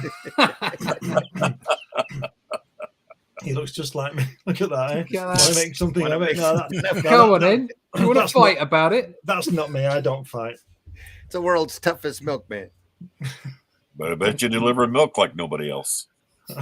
They were really close to having a movie made of that with Jack Nicholson in the lead. Oh God. People used to say I look like Jack Nicholson. They did. They did. Russ, tell folks how they can find you.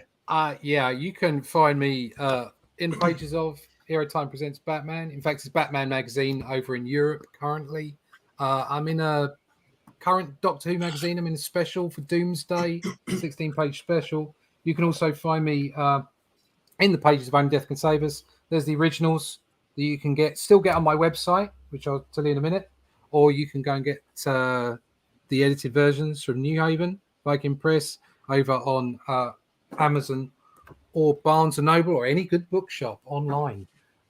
You can find out all about me and all my social media links, Facebook, Instagram, Twitter, all that kind of stuff from russleach.com. Go check me out on Instagram. I'll drop a piece of art there once every day. That'll be the brand new art or archived.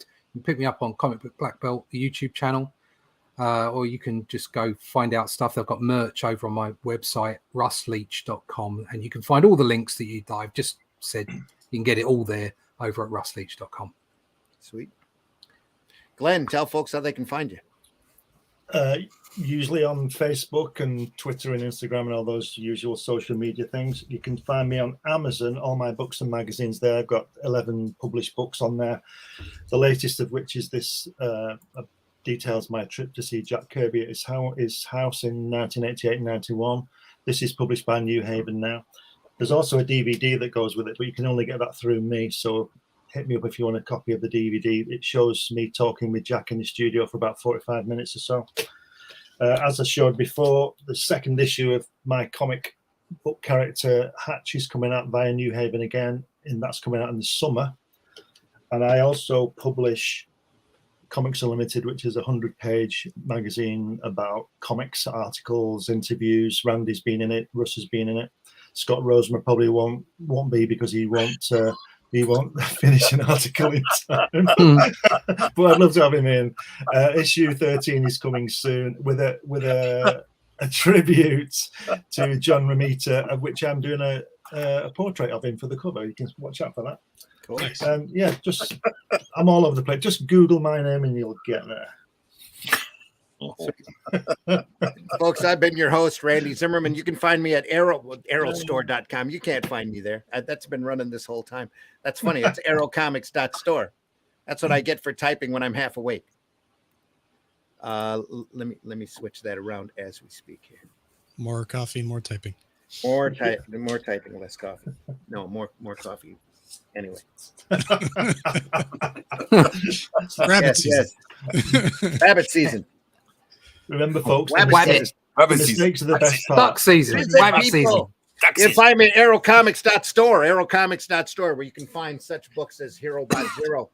That's Watchmen. Hey, no. Hero Bot Zero. The 3-foot-tall giant robot defending his city from large monster men. Issue 2 has got a cover by Mr. Scott Rosemont. Oh, right there, and colored by the great Glenn. Who needs? We are also Paragon, superhero story I'm incredible that I'm greatly proud of.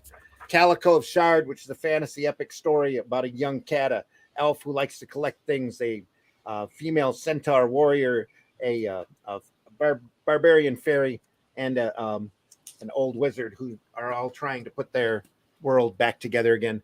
Plus Revolt, which is a great anthology story. I've got a few stories in. Glenn's got a story in it.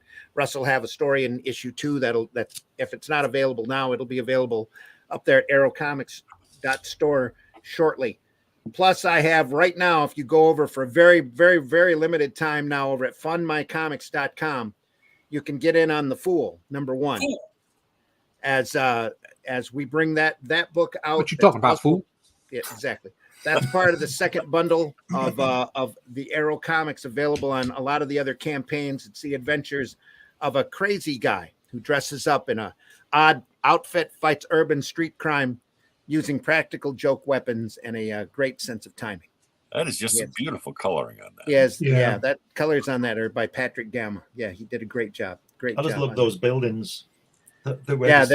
The artwork's by Chris Tyson. Yeah, just really great stuff. Lovely. It's a lot of fun. It's a great one-shot action-packed adventure story with a bit of humor in it, and hopefully to keep you entertained. Plus, we'll be starting another project, or I've got another project already underway that's being colored by Patrick right now that's completely different from The Fool, that has to do with a young girl being born out of a test tube that can shoot chains with hooks out of the palms of her hand. So there's the cover for that one. A bit horrific, a lot of fun. That'll be an Arrow 3G book, and the title for that is Alice in Chains. I love it, Alice in Chains. So make sure you look out for that. We'll be running a campaign for that shortly. But awesome. You were saying something, Whiskey? I was saying it like the band. Oh, not spelt like the band though. No. But just the artwork on that is great. The pencils on this was done by Abdul Rashid, who's gone on to do a lot of stuff. Well, a bit of stuff for Marvel Digital. The ink work on this is all me, and the coloring work is Patrick. So, and the story and the character are mine. So it's a lot of fun. It's a good story. It's a little gory, but it's got a lot of strategic nudity in it. So great shadow work by Abdul, and it just looks, it's turning out looking incredibly great. So I can't recommend it to you enough. It's a page from Cole for you. That should be available here within the next month or so. But right now, go in and get on The Fool from fundmycomic.com. It's only going to be up there for a limited time now. Just really wanted to raise a little bit of money for Patrick and to get the coloring underway and get the book printed and have it out there available for folks. And can't wait for folks to see it and read it. That's The Fool over on fundmycomic.com. So. Awesome. You can find us next on Friday mornings on Comics by Night, 5 a.m. on the Indie Comics Network, as we're still covering Watchmen. We're up to issue 9. Yeah. Issue 9. Oh, getting close. Oh, is it issue 8? Issue 8. We're on issue 8. We just we're on issue 9 next week, aren't we? Issue 9. We've got 4 left. Glenn's confusing me now. Yeah, we've got 4 left. We're on issue 9. We're on issue. Oh, okay. I should have known. We're on issue 9 of The Watchmen. So There's going through that page there from our story, Randy. Just flash it up quick. What page there from our Robert E. Howard. And Russ is working on this when he can. Look at that. Nice. Let me blow that up here. Boom. Look at that. Oh, Russ, that's all you, right? Yeah. Oh, nice. Oh, that is beautiful. Can't go wrong with that. Nope. Coming on. Oh, man. It's going to be great. Good job on the horses. Those are extremely hard to draw. Reference. We all love reference. Oh, sure. Make sure you know what a horse looks like. It's like they could end up looking a bit naggy. They're adapting the first recognized sword and sorcery story, at least American sword and sorcery story ever printed by Robert E. Howard, called The Shadow Kingdom. Russ, are you going to be inking it? Yeah. Good. Well, there you go. This is just an ink test, so it'll be something along the lines of like this, that kind of thing. Like a line and wash. Yeah, line and wash. There you go. Okay. Great stuff. Gotcha. Beautiful. All right. We need to run. I'm hearing the granddaughter upstairs. We've got plans for the afternoon. So okay. With the daughter and that. I have my morning Pegasus coffee. We'll see everybody soon. We'll be back next Sunday, 9 a.m. Indie Comics Network, right here, talking about something else or a lot of different things, probably. So, knowing how our conversation runs, we'll see you then. Comics by Night on Friday. Real quick, do you guys still do the Wednesday night thing? No. Oh, not anymore. Okay. Not anymore. Though I've been asked a couple times if I'm going to be bringing that back anytime soon, and I just don't have any plans on it. These morning shows are a lot of fun, even though nobody can attend them live unless they live in a different time zone or they're just crazy enough to get up at 5 a.m. So or 9 a.m. But true. We appreciate everybody for watching, everybody for listening to us. We're archived over on the Indie Comics Network, which is where we get the majority of our listeners now after we've already cut this live. So deeply appreciate everybody from a desk of a small press publisher. Joe, we don't hear from you very often. Says, no, thank you for doing the show. Thank you, Joe, very much. Thanks for listening in. Deeply appreciate you all. We want you to take care. Have a great week, and we'll see you soon. See you later. Cheers. See ya. Das Vidania. Take care. The views and opinions expressed within the video content found on the Indie Comics Network are those of the speakers and do not necessarily reflect the views or positions of the Indie Comics Network or its sponsors. Have a question or comment for us to address on the show? Have a topic you want us to talk about? Email us at indiecomicsnetwork@gmail.com. Want your comics to arrive in pristine condition? Head over to GeminiComicSupply.com and save 10% on your next Gemini mailer order or anything in the Gemini Comics Supply store. Use coupon code RAGIN10. That's RAGIN 10.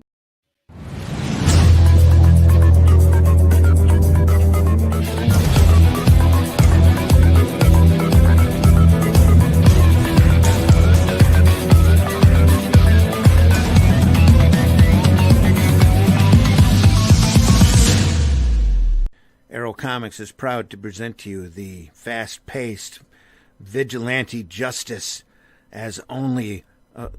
what is this guy dressed as? This is the Fool.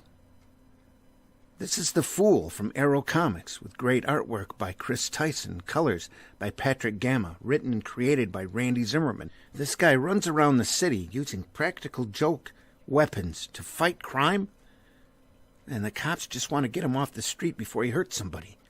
You need to read this book. Available in its own individual campaign or part of Arrow Bundle Number 2. Arrow Bundle Number 1 is also available with the Fool campaign over at funmycomic.com. Check it out.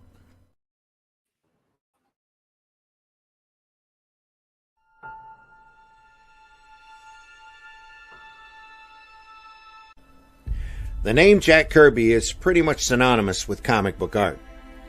The man was and is a legend, not only because he was one of the principal architects of the Marvel Universe and the co-creator of Captain America, the Fantastic Four, Thor, Iron Man, the X-Men, the Hulk, and the Silver Surfer, amongst many others, or because he was the originator of the epic Fourth World saga, which gave DC Comics such an endearing villain as the diabolical Darkseid.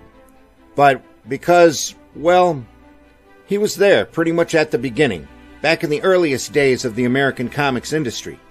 The importance of his contributions to the development of the fledgling industry cannot be overstated. He may not have created it single-handedly, but he was certainly one of the reasons it took off the way it did, and a multitude of books have been written about the man and his life. But this one is different.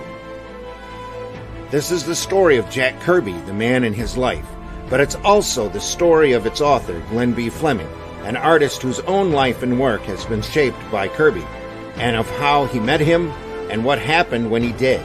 It is an intensely personal account of one man's quest to come to know his hero, and along the way, through a fascinating mix of anecdotes, personal photographs, and correspondence, it sheds new light on the man justifiably known as the King of Comics. And now, all this can be shared with the world in this book, propagated by New Haven Publishing and available in all leading bookstores throughout the world. Come along for the ride. You'll be glad you did. It's an epic journey. And there you go. Again, everybody, thanks for tuning in. What a great ad that was.